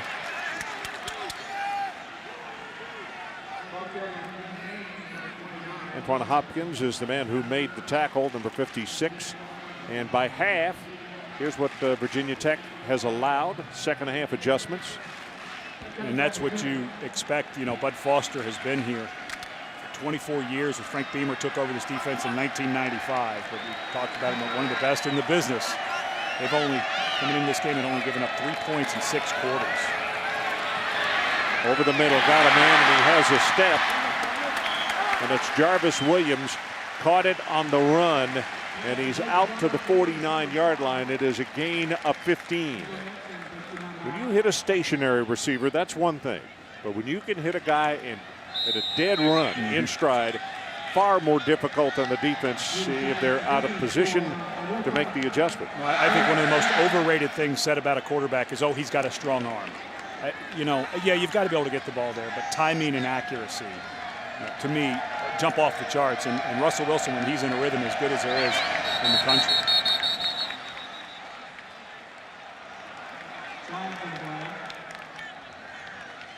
Well, false start called against the Wolfpack, so they'll take a walk back. It'll be first down at 15. They'll scrimmage from their own 44.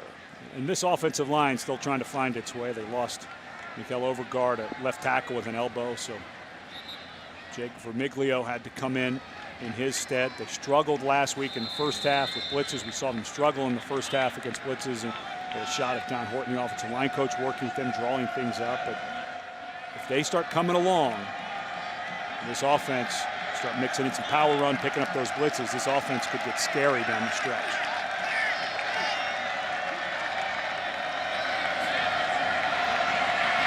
Wilson tripped up, and that is Bruce Taylor, number 51. Well, Bruce Taylor is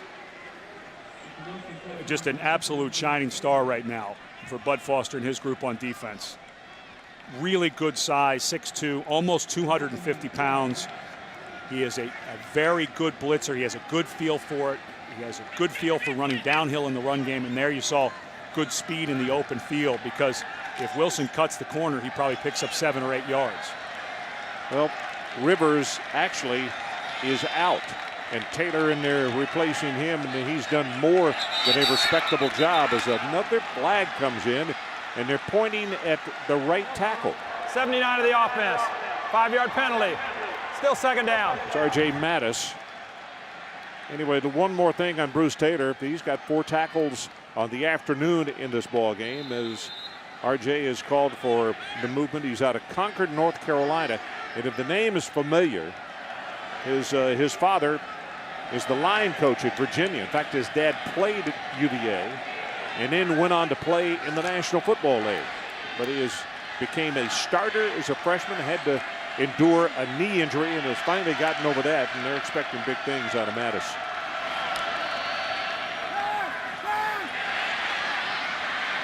Great job on the fake and the ball thrown, and boy, what a defensive play by Hosley. I mean, everything was done right. He glued the defensive end with the fake, got outside and delivered the pass properly, and the ball knocked away at the last moment. This young man can cover. Watch as the receiver breaks to the outside, comes back, goes back to the inside. Stephen Howard, Hosley was on him the entire time, even when the quarterback started to scramble. You're looking at a guy who's going to be a superstar for the Hokies. 3 tackles, 3 pass breakups, and 2 interceptions. That is a fair evening, and we still got 12 to play in the third quarter. Third down, they need the 41-yard line. Lobs the pass, has a man there, and Hosley will make the tackle at the 35-yard line. And that is more than enough for the first down by Jarvis Williams. You know, when we were talking to Bud Foster about Russell Wilson, he paid him, I think, one of the highest compliments you can. He said he reminds me of Donovan McNabb in that he's a good enough athlete to run around and make plays, but usually when he runs, that he can make plays down the field. Of course, all those years in the Big East, Virginia Tech got a good look at McNabb. Wilson looking for the end zone. Man is there. Caught for a touchdown, Jarvis Williams.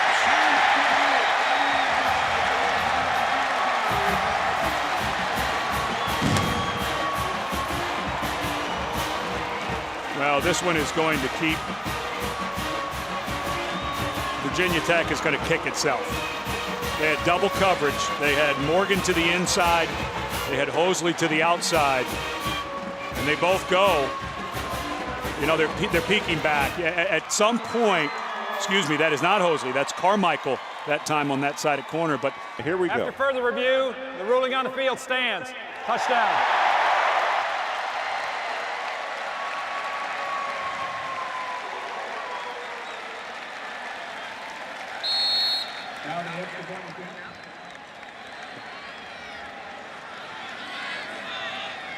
So it's Tchaikovsky now to attempt the extra point.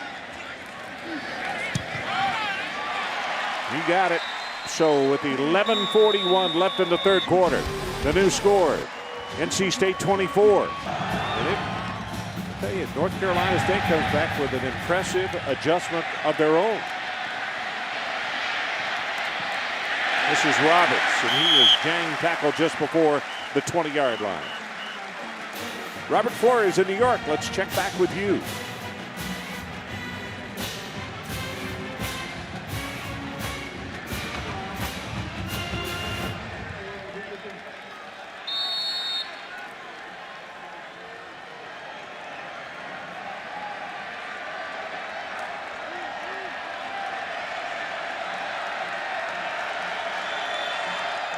So we are back at Raleigh, 24-13. Darren Evans, the tailback for the Hokies.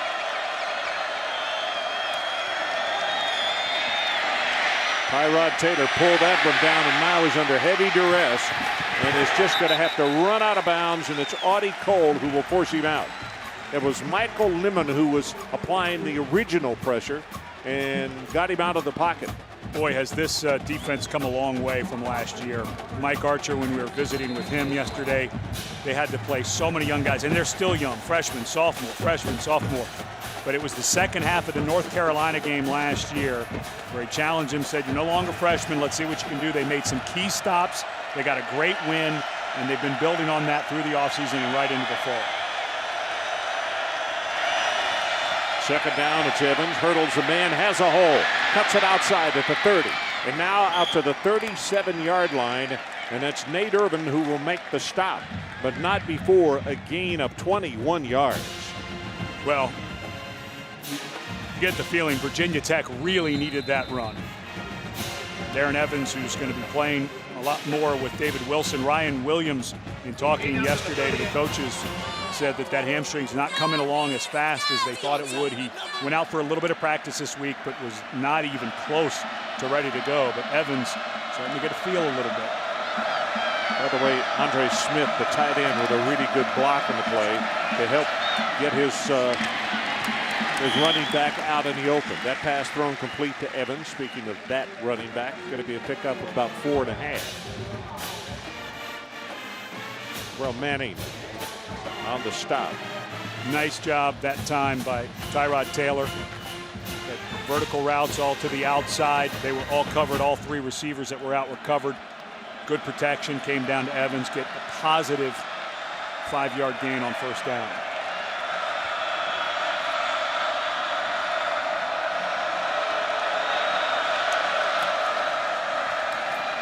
Younger at fullback opens the hole almost enough for the first down. Well, here's a comparison of the quarterbacks and the numbers that they have so far.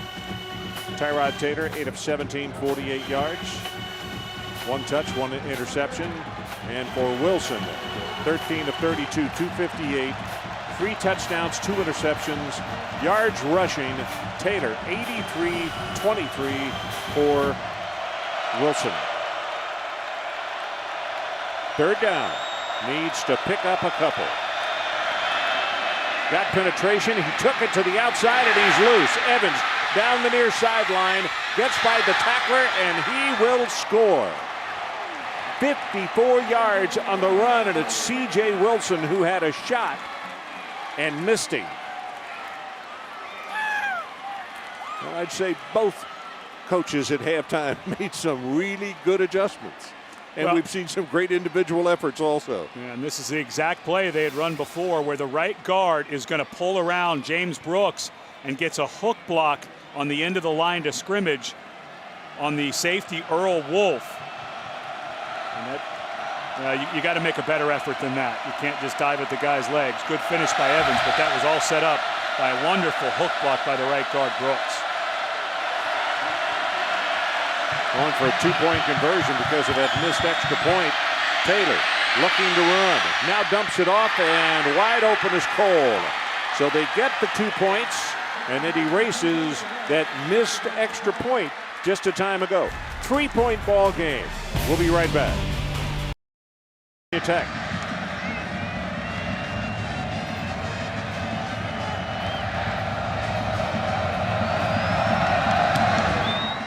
This is returnable. High spinner. Gonna come down at the 3. Graham. Collided with his own man, and that's the end of the road. Gonna be pushed back from there. So a brand new ball game, 24-21. NC State's lead is cut down to 3. Take a look at the 2-point conversion. Watch the 4 red jerseys as they all go with Roberts and the other receiver that was running the other way, Marcus Davis, and oops, forgot one. But I heard him say, was it my deodorant? Or lack of. A good job by Tyrod Taylor. Nothing open early, stepped up into the pocket and then came out. How often you see when you bounce out and you give up a sack or something like that? Straight ahead. Green loses the ball, and it's recovered by NC State. They were very, very fortunate. No, that was it. Nice job by Eddie Whitley to finish the play. Boy, what a nice job by the right guard, Zach Allen. He gets up on the linebacker, Bruce Taylor. And that's a nice hatchet by Eddie Whitley. Well, that's 2 times now that we have talked about Zach Allen being the road grader, if you will. Opening a big hole, and Green just flies right through. They have a first down at the Rome 42-yard line.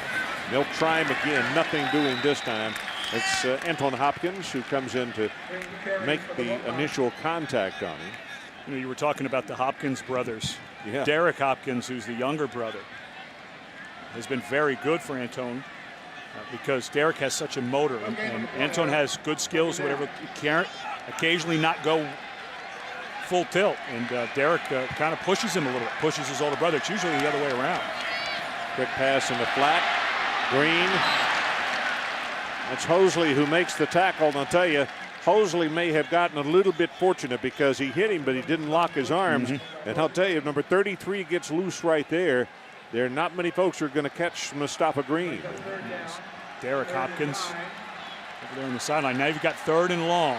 3 down linemen for Virginia Tech. This is that 30 look that Bud Foster has started using a lot more the last couple of ball games. But I would suspect pressure is going to come. They're going to at least rush 5, I think. I think you got to get it. No. Stepping up over the middle. Has it complete. Guess who? Owen Spencer. These are money guys. I mean, when they want somebody who's going to get open, who's going to get high enough, open enough, it's going to be number 13. 29 yards on that play. Can we total up how many yards he has? He had 115 at halftime. As NC State gets in a hurry back to the line, 143 yards for Owen Spencer. That's an incredible number.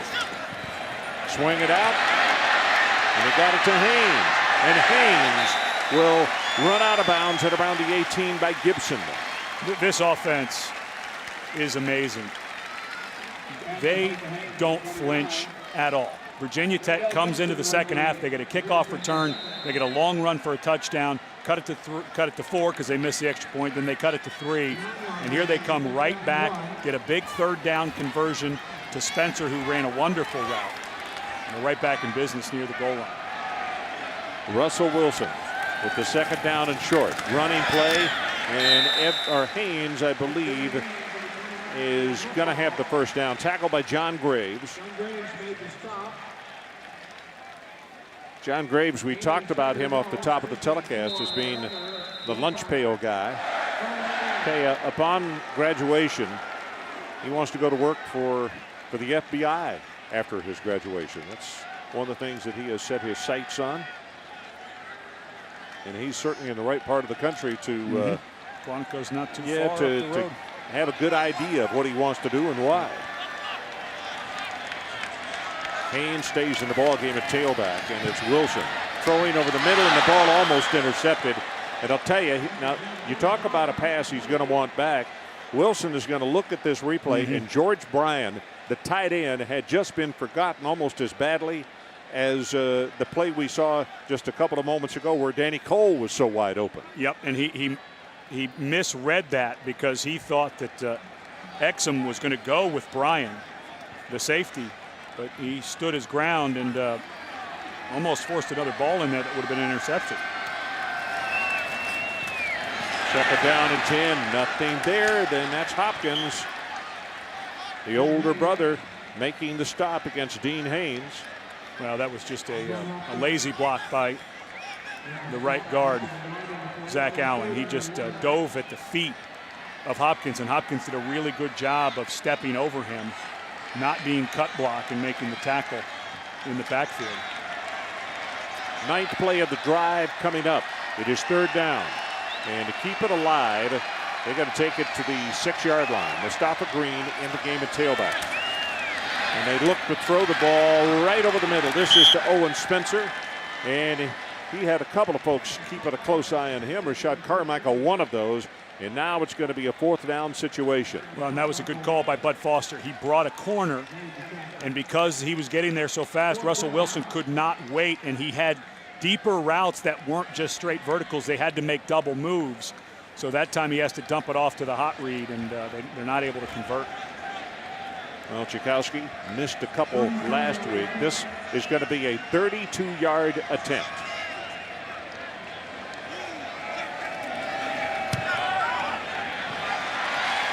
And he got this one. So let's take a timeout. New score, North Carolina State 27-21.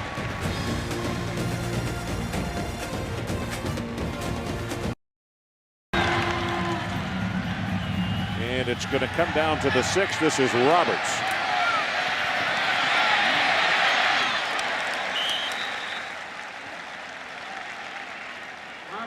Well, tonight at ABC, the top two teams in the Pac-10 battle is quarterback sensation Andrew Luck leads the 9th-ranked Stanford Cardinal against number 4 Oregon. Saturday Night Football presented by Southwest Airlines, part of Tailgate Week. Fired up by Kingsford Charcoal on ABC at ESPN at 8 o'clock Eastern Time.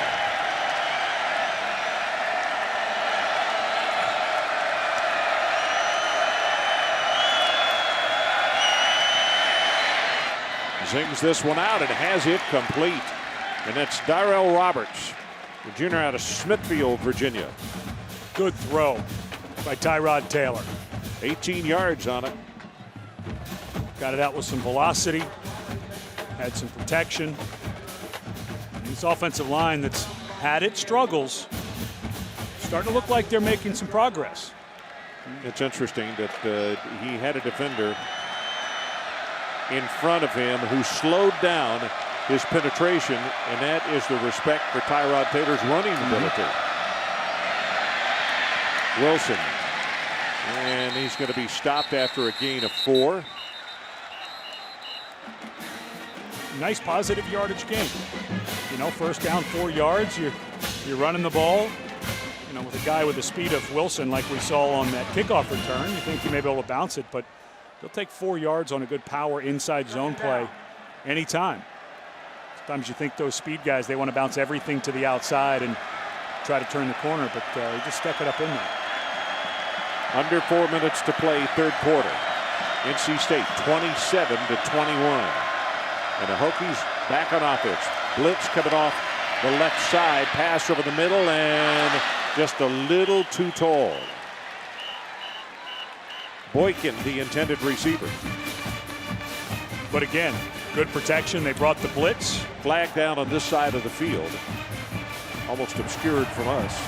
Ineligible player downfield. Number 88 was covered. 5-yard penalty. Still third down.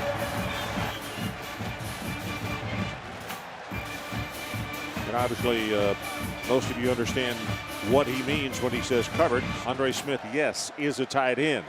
But if he is at the line of scrimmage and there is someone further to his outside at the line of scrimmage, then all of a sudden he's ineligible. That is the first penalty against Virginia Tech in this entire ball game.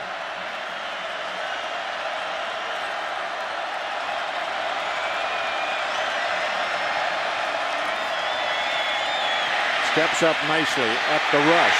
Gets by another and then is tripped up. Manning is the man who finally got him. Augustin is the man who was applying the pressure. 4 times that they've gotten to Tyrod this afternoon. And Augustin got away with one there. I think he may have been in the neutral zone before the snap. Guessed on the snap count, got it right. And I think may have caught a little break there. Third down. They want to keep it going. They got to go across midfield down to the North Carolina State 47-yard line. State leads it by 6, 27-21. Blitz off the top side and the bottom. Runs out of harm's way. And it's going to turn the corner. 45 at the 50 and gets out of bounds short of the first down. But had he taken another stride, we'd have the medical staff sprinting across the field right now because he was about to be tattooed in big time. He did the wise thing. Looked like they were going to get him down much earlier than that, but of course Taylor gifted with good speed. It's a 5-man rush. Taylor has to bail out because there was a missed cut block. You know, we've seen a couple of guys today kind of just fall on their bellies. You've got to stay a little higher when you're going for the cut block. Otherwise, the defense just uses their hand and push you to the ground. Sanders standing back to punt. Gets a foot into it very high.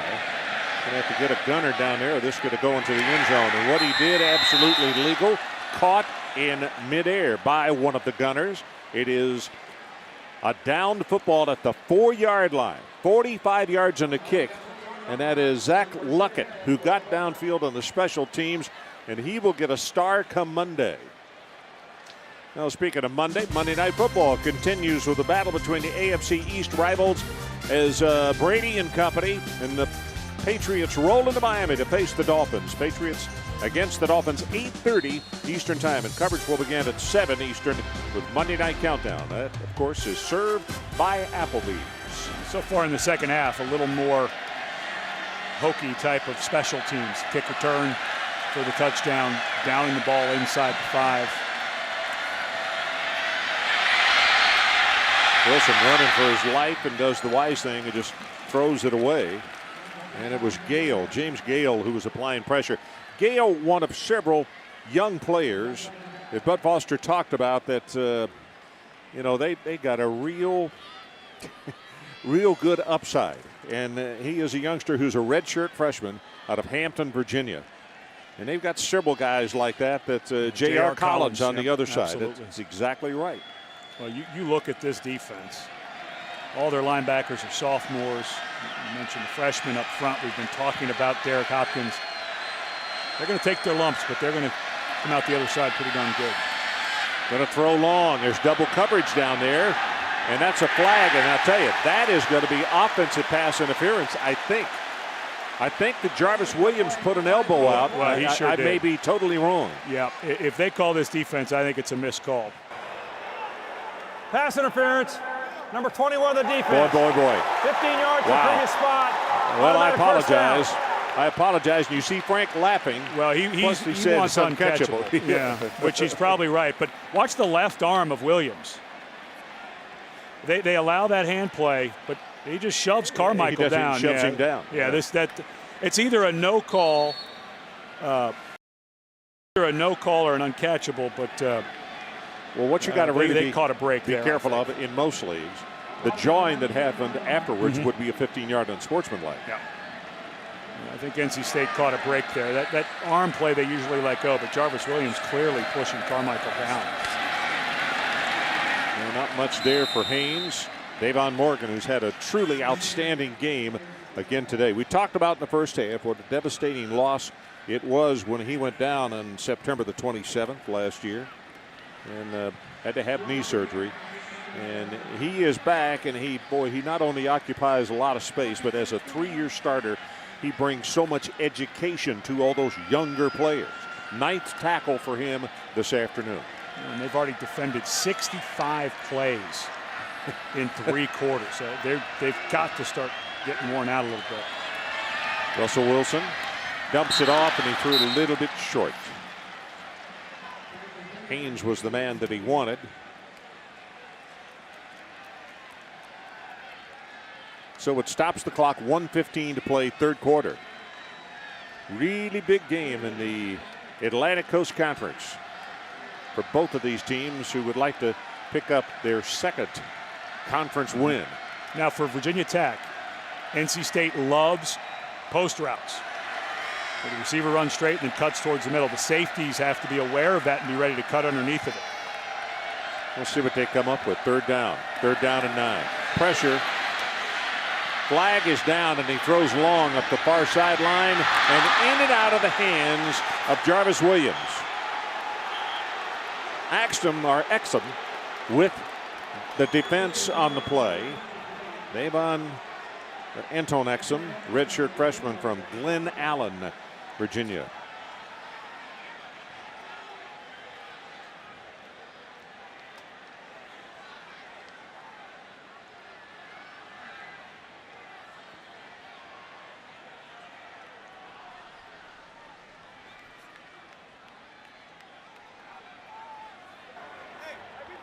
Illegal formation against the offense. 5 men in the backfield. Penalties decline. 4th down. Tom O'Brien, one of his traits, it's always been this way. When he was at BC, the same way. Not a screamer. Now, when you do see him really getting vociferous with an official, 9 times out of 10, he's exactly right. But he's one that he doesn't waste his energy on that because the call has been made. He knows there's nothing he can do about it. So he walks away, and Lepler will come out to do the punting. Last punt was 56 yards. High pass from center, so he just line drives it. And a chance to return, and it's picked up and then lost at the 40. Husley will go down as soon as he caught it. You know, for Nate Irving, just a horrific crash back in June of 2009. And when you see this photo of the car that he was driving, and that's the driver's seat. You can see where a tree slammed it here, but he fell asleep at the wheel. He's driving back to school for summer classes to start. Missed the entire season, but you see that and you can't, it's hard to believe the young man's alive. You see a collapsed lung, broken ribs, separated shoulder, and a compound fracture of his left leg. And he told us yesterday, yes, he still has that pin in his left leg. As Evans tries to turn the corner and turns it up for about 6 yards. Nice running play.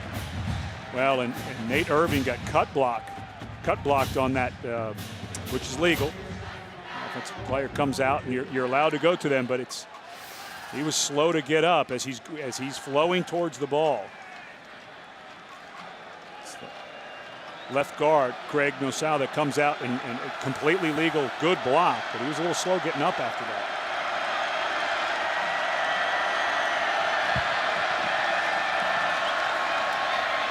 Looking, throws it, has it complete.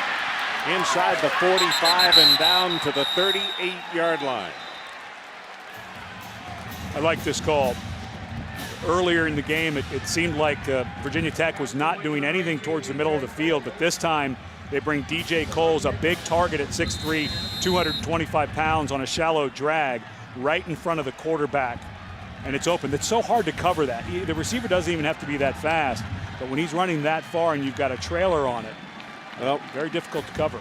We're about to go to the 4th quarter, and a very gutsy call on a 4th down play by that man right there. Is it going to pay off? We'll tell you in just a moment. Well, special teams and an interception always a big help, aren't they? Yep. Running play here. Big opening. near sideline. 25 to the 22 is Evans. And they not only will move the sticks, now they have got themselves in a position with an 18-yard gain. As we take a look at the stats that we were just talking about, 320 yards for the Hokies, 437 for NC State. 300 of those by way of air.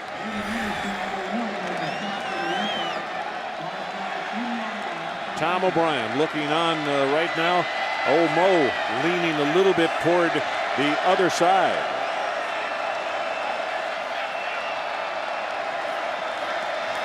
From the 20, they fake the end around and they take it straight up the middle with a running play, and Darren Evans is going to have a gain of 5.5 yards.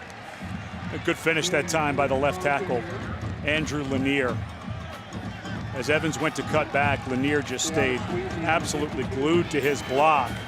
Otherwise, if he'd have just given up for a half a second, just a beat, I think that'd have been about a no gain or maybe even a 1-yard loss. You know, to me, he's a really good story. He was a tight end, and because Becton had the turf toe, which he got stepped on again last week, this young man's having to play that position and doing well. Then this play right here, NC State stuffs at the line of scrimmage.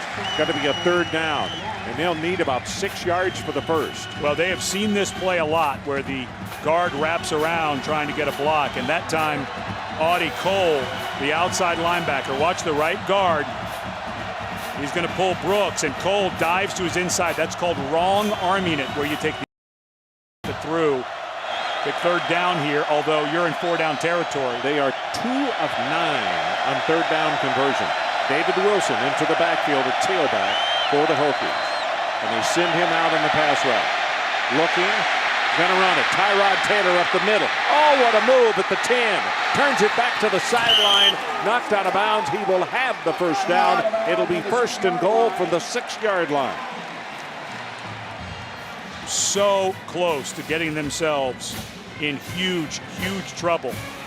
If he takes this sack, I think you've got to kick that field goal. And to me, this feels like if you don't score a touchdown, you get the sense NC State's going to come out and do something offensively. But that was a nice job by David Wilson, the freshman down the field, getting a little extra block. Quickly to the line of scrimmage. Taylor gets the snap, hands it off, and the back trying to sweep the corner. He is knocked down at the line of scrimmage. Maybe a half-yard gain on the play. Earl Wolf tackling David Wilson. Well, and this is where Virginia Tech, not to sound like a broken record, has not been very good this year.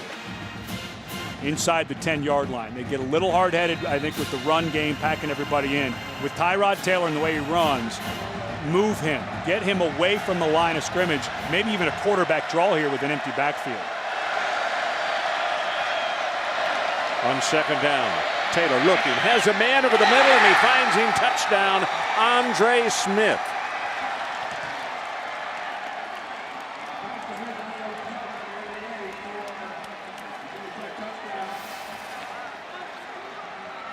He's lined up as an eligible. This is a great formation. He's lined up, it looks like a tackle, but he's actually an eligible receiver. And Terrell Manning, the linebacker to that side, I think was completely caught off guard. They look like it. Hazley to attempt the extra point. Now, he missed one earlier, taking a little extra time to look this one over, and this one he knocks right down the middle. And that was a completely legal formation. Here's the kick by Meyer. And it's going to go out the back of the end zone, so the 20-yard line. Now show us with the telestrator. So you've got Lanier here. He is on the line of scrimmage. So you think that's a left tackle when you look at it. But because these 2 guys are off the ball, that's right, he's an eligible receiver. So you've got your 5 linemen on the line of scrimmage, completely legal formation. The guy to the inside of Lanier was off the ball. It's just like a guy being in the backfield. Yep. So a really nice play. And Lanier getting smiles, and all he had to do was go stand in the right place. Let's give credit to Brian Steinspring and the offensive staff for coming up with a really neat formation. Play action. Wilson going to reverse it out. Gets, oh, what a block does he get just behind the play. And It's George Bryan who came back to make the block. I think on Drager, wasn't it? No, and yes, right field there. block. Yep. And this is a huge drive for NC State. You said on the last drive that it felt like Old Mo had really switched over Virginia Tech. Or was about to. Yeah. But I think this one right here is really big for Coach O'Brien's ball club. Just to get their swagger back and their confidence, because right now the swagger is with the Hokies. Running play, nothing. Absolutely nothing. Mustafa Green hit by Stephen Friday, and now it is going to be a third down, and let's see where they're going to spot it. They say he lost 1.5 yards on the play, so it's going to be a 3rd down and 3. Now you love it when your 5th-year guys step up and play big, and that's exactly what Stephen Friday has done with Frank Beamer. And I think 3rd and 3, I would not risk a run between tackles. They're going to spread it out a little bit. They're 5 of 15. 5 of 15, Ed, on 3rd down conversions. Play action. They dump the ball off and they get it to Green. He breaks the tackle, breaks another, and because of that, he'll have the 1st down. Mustafa Green. They're not booing, it's for a move. Remember that touchdown to Haynes earlier in the game? Exact same play. You fake the ball to Green just like they did to Haynes, and Russell Wilson comes in the same way. Morgan has to finish his rush, and then the linebacker that has coverage, Gibson, is late coming over, and Mustafa Green makes 2 Hokies look a little foolish there in the open field. What an athletic run right there. Great individual effort. 1st down at their own 41-yard line. Wilson going to go down quickly. He'll have a gain of 1, and that's it. Graves is there to put a stop to that one. Nothing there.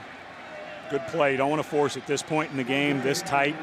He's had a couple of forces Russell Wilson has that resulted in turnovers. So this time you got to focus in, take care of the ball. But they have complete trust. Dana Bible, the offensive coordinator and quarterback coach, works with him every day. Taylor Gentry in the ball game at tailback, and you know he's not going to run the football. Now they may throw it to him. Out in the flat this time, and a little bit too far. It is going to be 3rd down. And I was talking about the importance of this game to the 2 teams, and here's the reason why. Different divisions, both in conference play. Forget the number on the right. Has nothing to do with the ACC. NC State 1-0, Virginia Tech 1-0. Somebody's going to leave here at 2-0 and in much better shape. Yep, and NC State was picked to finish 4th. And you know, actually, Atlantic Division. So. Miami, I may be wrong, but they should be 2-0 now, shouldn't they? Because they won today. They beat Clemson up at Clemson. I believe that was their first conference. Oh, okay. Got to put it way in the air. Wrestling for the ball. Did he catch it? Owen Spencer. He's already caught 3 of those way downfield on alley-oop kind of passes. Yeah, I think this is going to be offensive pass interference.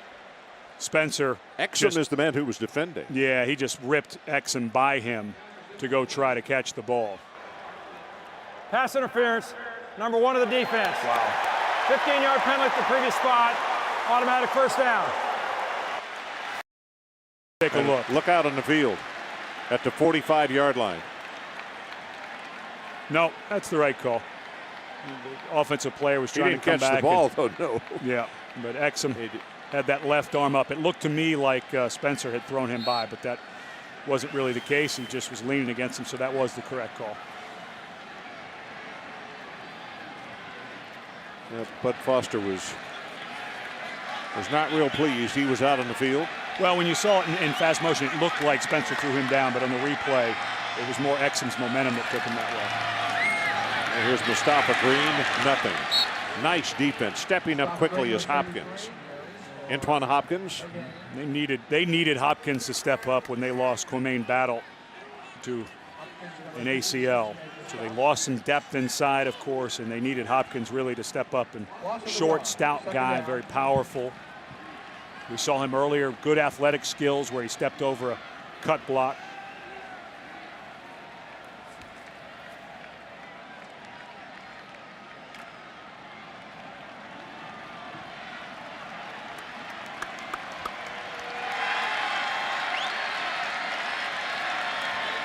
Throwing over the middle, ball in and out of the hands of the receiver, and that's because the hit was timed perfectly by Hosley.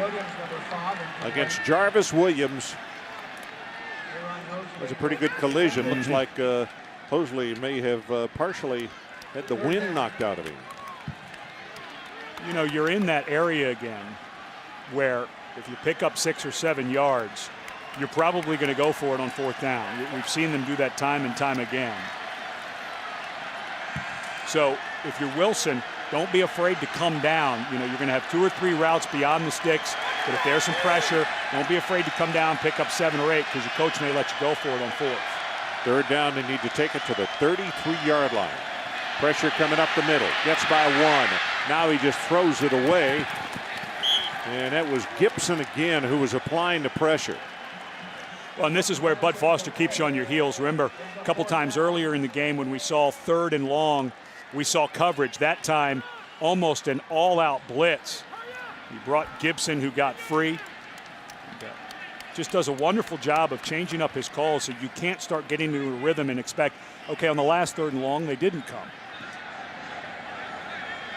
You see, Bud was about to substitute, and Frank reached his arm out and said, no, not now. Yeah, too late.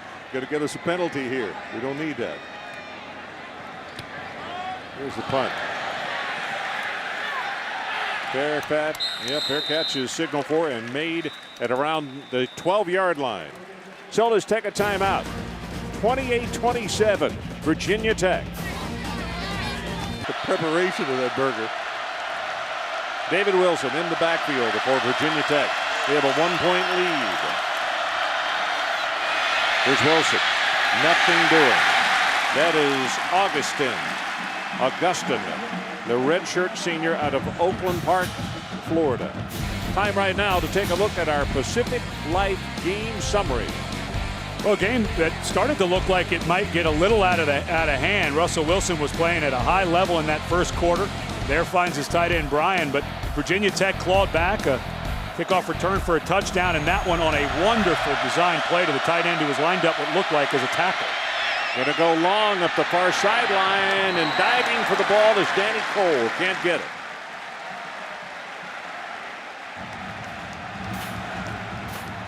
Well, you put yourself in 3rd and long there. You know, I don't mind making the throw.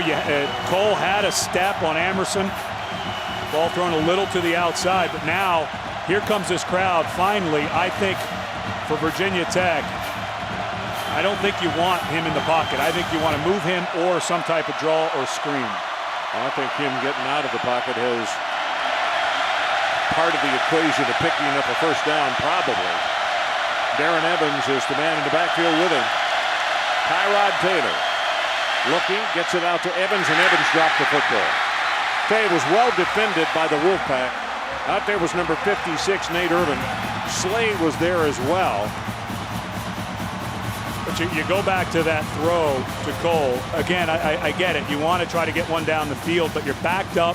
It's 2nd down. You know, you want to move the chains. You're up 1, 8-19. Let's get a nice drive. Let's start melting this clock a little bit. And now pinned back. You've got to figure NC State's getting it back with pretty good field position. Brian Sanders stands by to punt. And the return is on for NC State. Line drive kick. Very returnable. Graham. Flag is down as he gets to the sideline and then steps out. Back, 2 flags are down at the 50-yard line. Now you're going to get an illegal block in the back, so you figure 10 yards from the spot. Still going to be decent field position. Figure about their own 40.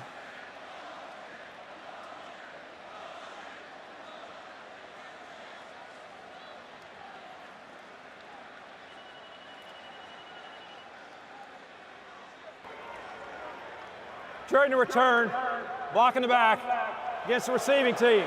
10 yards for the spot of the foul. 1st down. So let's take a timeout. 1-point lead, Virginia Tech. Until just minutes ago when Virginia Tech put together the drive, and now they're trying to get it back. This is Haynes. out of the backfield, inside the 40, and they will tackle him finally at the 38-yard line. That's a gain of 23 yards on the play. And this is the first time Virginia Tech has seen that play all day. A true naked bootleg with play action to the left, back over to the right, and a very accurate throw by the quarterback. Hit his running back right on the move for a big gain.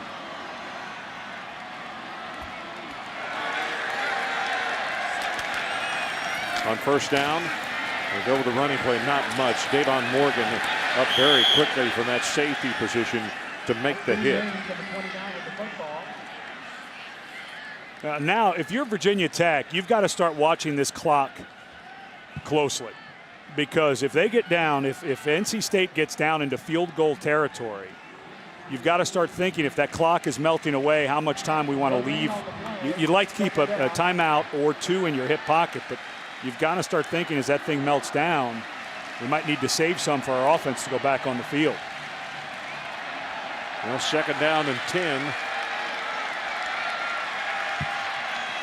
See the Hokie fans who are down from Blacksburg looking on. Single coverage right here, and the ball is almost intercepted. And now a flag comes in. Owen Spencer, the intended receiver, and let's see who they caught it on. Exum was the defender. Pass interference, number 1 of the defense.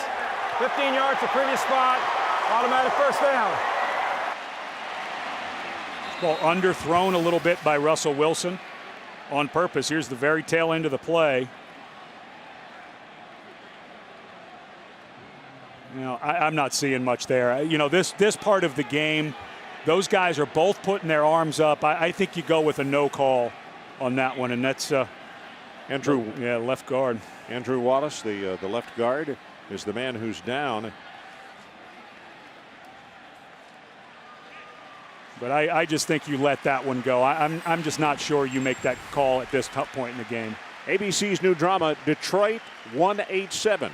Great cops made in Detroit. And when it's your hometown, everything is personal. Detroit 187 on ABC Tuesday at 10, 9 o'clock Central Time. You know, we saw that a bunch on film against Georgia Tech and a couple of other games. Russell Wilson does that a lot. He's got a vertical route, and he underthrows it to allow his receivers, who are obviously catching the ball in flight faster than the defensive back, to fight back. When you get man coverage, that is absolutely the best place to throw it. Because most of the times the defensive back is either peeking or has his back totally to the quarterback. First down from the 23. He'll keep it on the ground. Big opening, Haynes. 15, 10. A flag is down. Yeah, they're going to get holding. I think they're going to get, they're going to get Christofi? Yeah, they're going to get him for holding. He just came in for Wallace, the left guard. Holding. Yeah.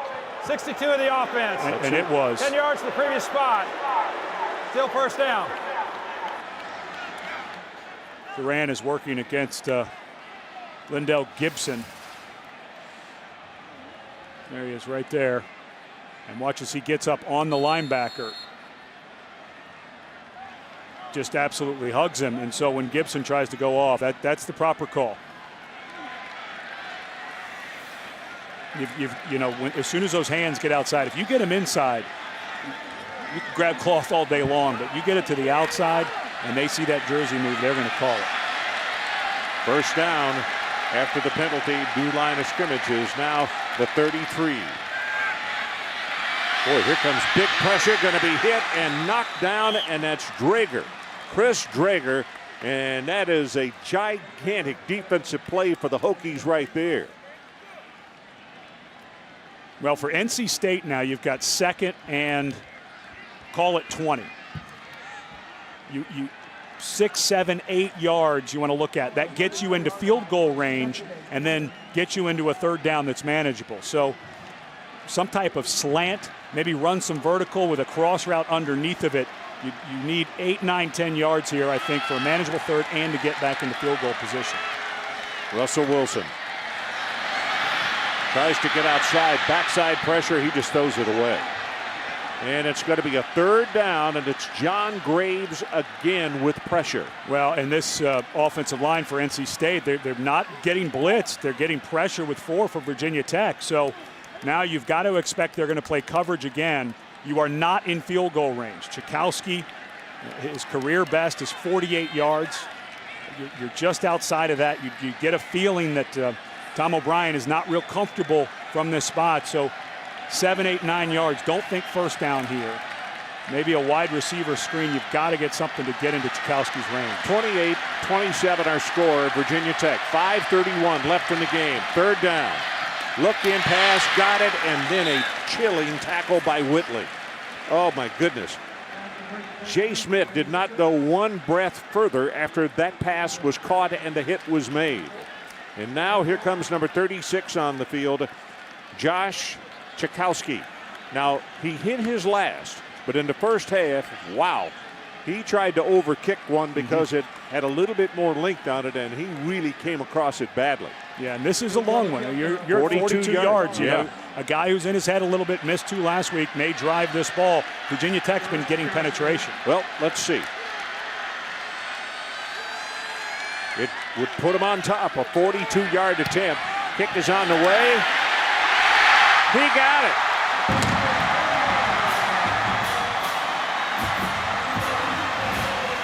North Carolina State goes back on top. 30-28 over Virginia Tech. They've got 4:42 left.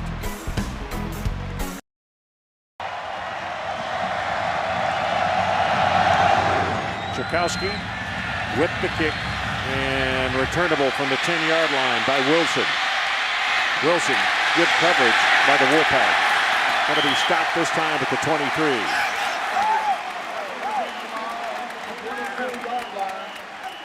Oh, don't forget college football tonight. Stanford, number 9 against number 4 Oregon. It's presented by Southwest Airlines tonight, 8 o'clock Eastern Time on ABC or ESPN2.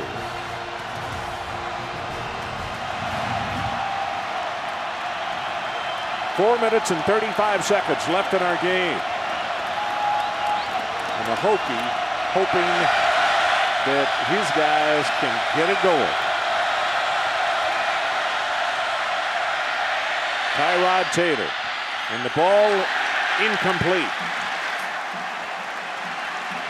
Little bit of a misread there by Taylor. I know he wants to get that ball to the outside, but he had Danny Cole sitting over the middle for about 15 yards, standing with nobody around him. So now you get to 2nd and 10. Virginia Tech with 277 rushing yards. And here comes this crowd. I don't know how much you want to stand in the pocket right now, and I would think Mike Archer might be thinking about some pressure.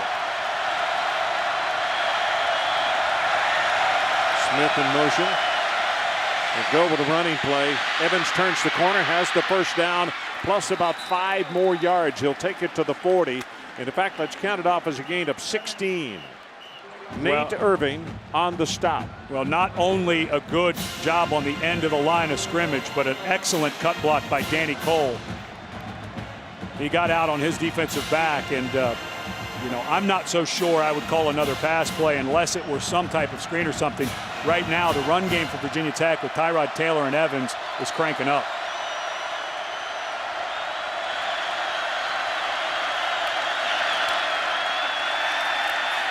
Taylor, great protection. Now it breaks down.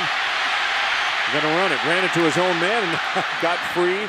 And he's going to wind up with a gain of 5 yards. Manning finally forced him out. How? Looked as though he was going to be caught twice.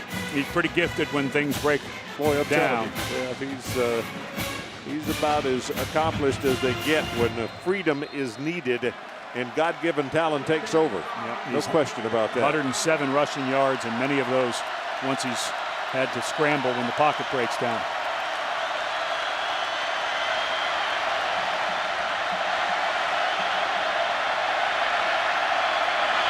Darren Evans, they try the left side. It's a nice job by the pursuit people, particularly linebacker Nate Irving, who was out there to make the initial contact. And you could almost feel that contact up here because now it's 3rd down. Of course, it's 4-down territory wherever for the Hokies right now as the clock runs at 3:11 and 3:10 to play. Remember that drag route on that 4th down before to DJ Coles? I think you run a shallow drag right in front of the quarterback. Well, 3 wide receivers go to the right. Keep an eye on the big fella, number 88 on the left. Tight end Andre Smith. Quarterback draw. Tyrod Taylor going to have the 1st down. And he is just shy of the 40-yard line. That's going to be a gain of 9 as Dante Johnson makes the tackle. And I'll tell you what, Andre Smith, the tight end, had he turned around, nobody covered him. He went straight down the field on the pattern. Yep, and they had Boykin crossing from right to left, but Taylor sees that huge hole, and even though the linebacker Cole came up, Taylor's just so gifted in the open field. If Cole makes that tackle, it's 4th down, I think they'd have gone for it anyway.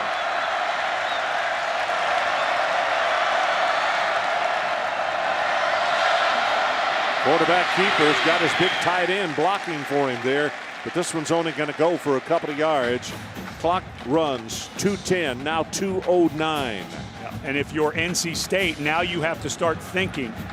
Hazley's 8 for his last 8. His career long's 45 yards last week against Boise State, or excuse me, Boston College. You're not quite there, but I think NC State needs to start getting worried about that clock melting away, because the way Virginia Tech's moving the ball, they're going to get down 20, 15-yard line and have a chip shot. This is a season high for Virginia Tech in rushing yards this year at 314. Right now they got a 2nd down and 8. Ball just inside the NC State 40-yard line. Over the middle, got his man, breaks a tackle. That's Boykin. Boykin still on his feet, and he will score. 39 yards. For starters, it was an absolutely perfect pass. And then, folks, he broke not only 1, he broke 2 what looked like sure tackles and headed to the end zone. Yeah. Here's Boykin right down here. He's going to run to the middle of the field. Boykin, a guy who had a huge game just to post, and then the safety gets over there, number 30, Brandon Bishop. Now they're lining up for a 2-point conversion. And a timeout has been called. We have 1:27 left in the ball game. You get to 6 with 2. 4 and 6. Not quite seeing the logic here. 6, yeah, they've got to make the extra point. Maybe you block it. Maybe that's what Frank is thinking here, but because you've already forced NC State to have to go down and score a touchdown. You're up 4. Yeah. Think it over for a minute, and let me say a special hello, okay? Yep. Cheryl Beamer is back home watching this game at home, and I think that Shane, their son, who coaches at South Carolina, is off this weekend. I think Shane and his family are there with her. Cheryl had a horrible fall at their lake house during the summer, broke ribs and also a collarbone. She was carrying one of the grandkids and tried to protect the grandkids and exposed herself, and she really had a tough go of it. Cheryl, I know that just made you feel better right there, but anyway, I hope you're mending quickly, and we send you just our thoughts and hope things are going well. 2-point conversion is what it's going to be. They'll go from the shotgun formation. Gets the pass away and incomplete, looking for Coates.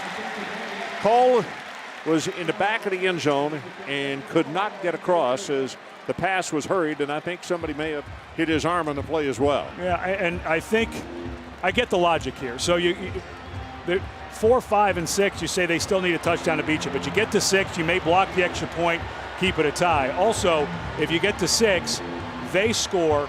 If you have enough time, you go down and kick a field goal, you can win it. If it's 5 and they go for 2, they can make it 3. So I get the logic. I don't have a problem with going for 2 there. Not exactly on that chart, but I can see why Frank went for it. Situation, 1:27 left in the ball game, a 4-point lead by Virginia Tech. Both teams are 1-0 in conference play. Frank Beamer, the longtime head coach of the Hokies, has been through these kind of wars before. And a defensive guy by nature. He was a defensive back at Virginia Tech. And Tommy O'Brien, longtime competitor and friend of his. I know there's a lot of respect by each coach for the other one.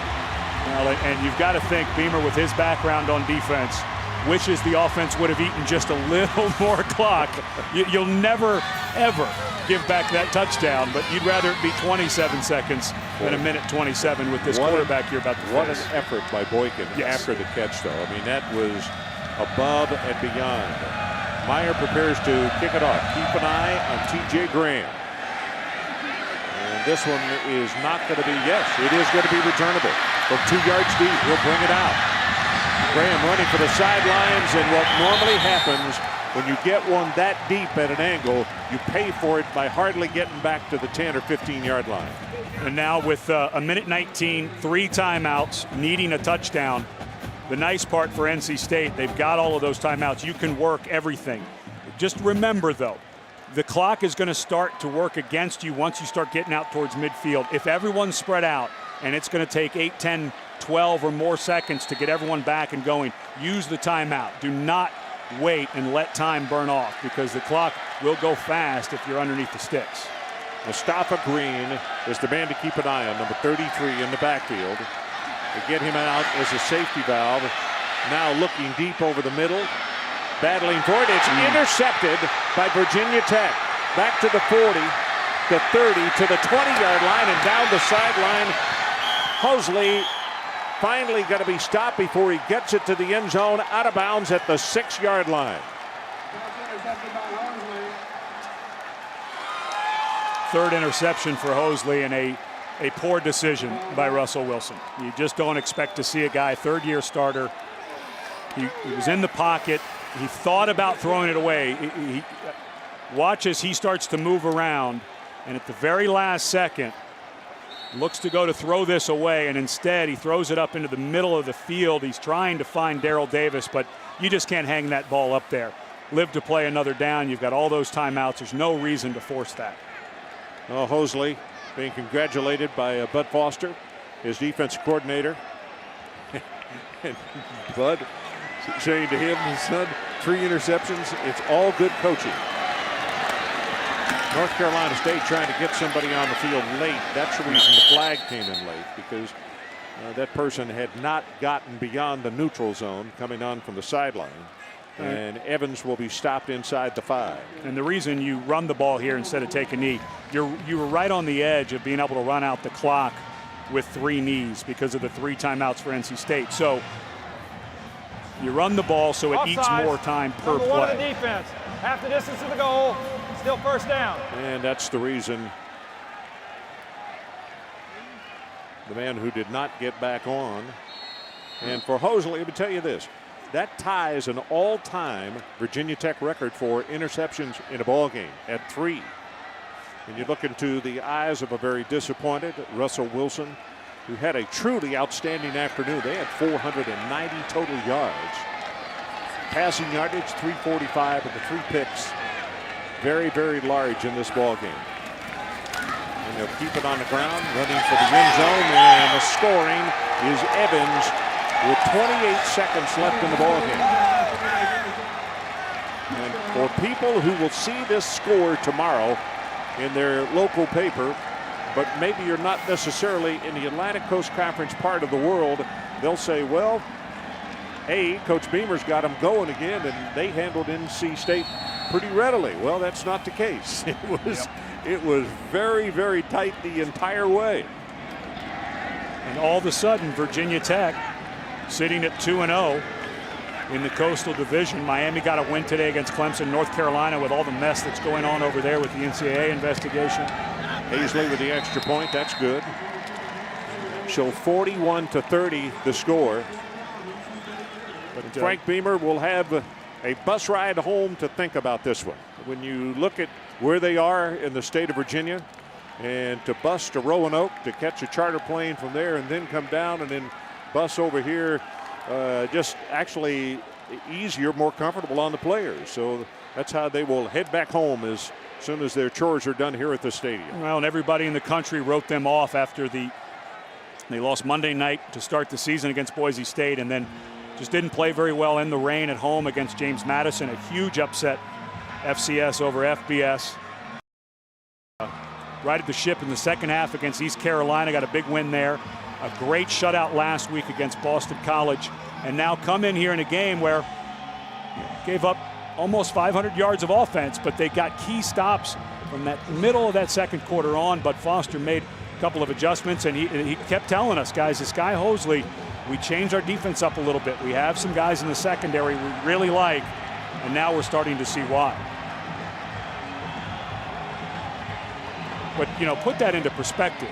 Russell Wilson last year set an NCAA record by 379 pass attempts without an interception. And tonight he's thrown 3. Should say this afternoon.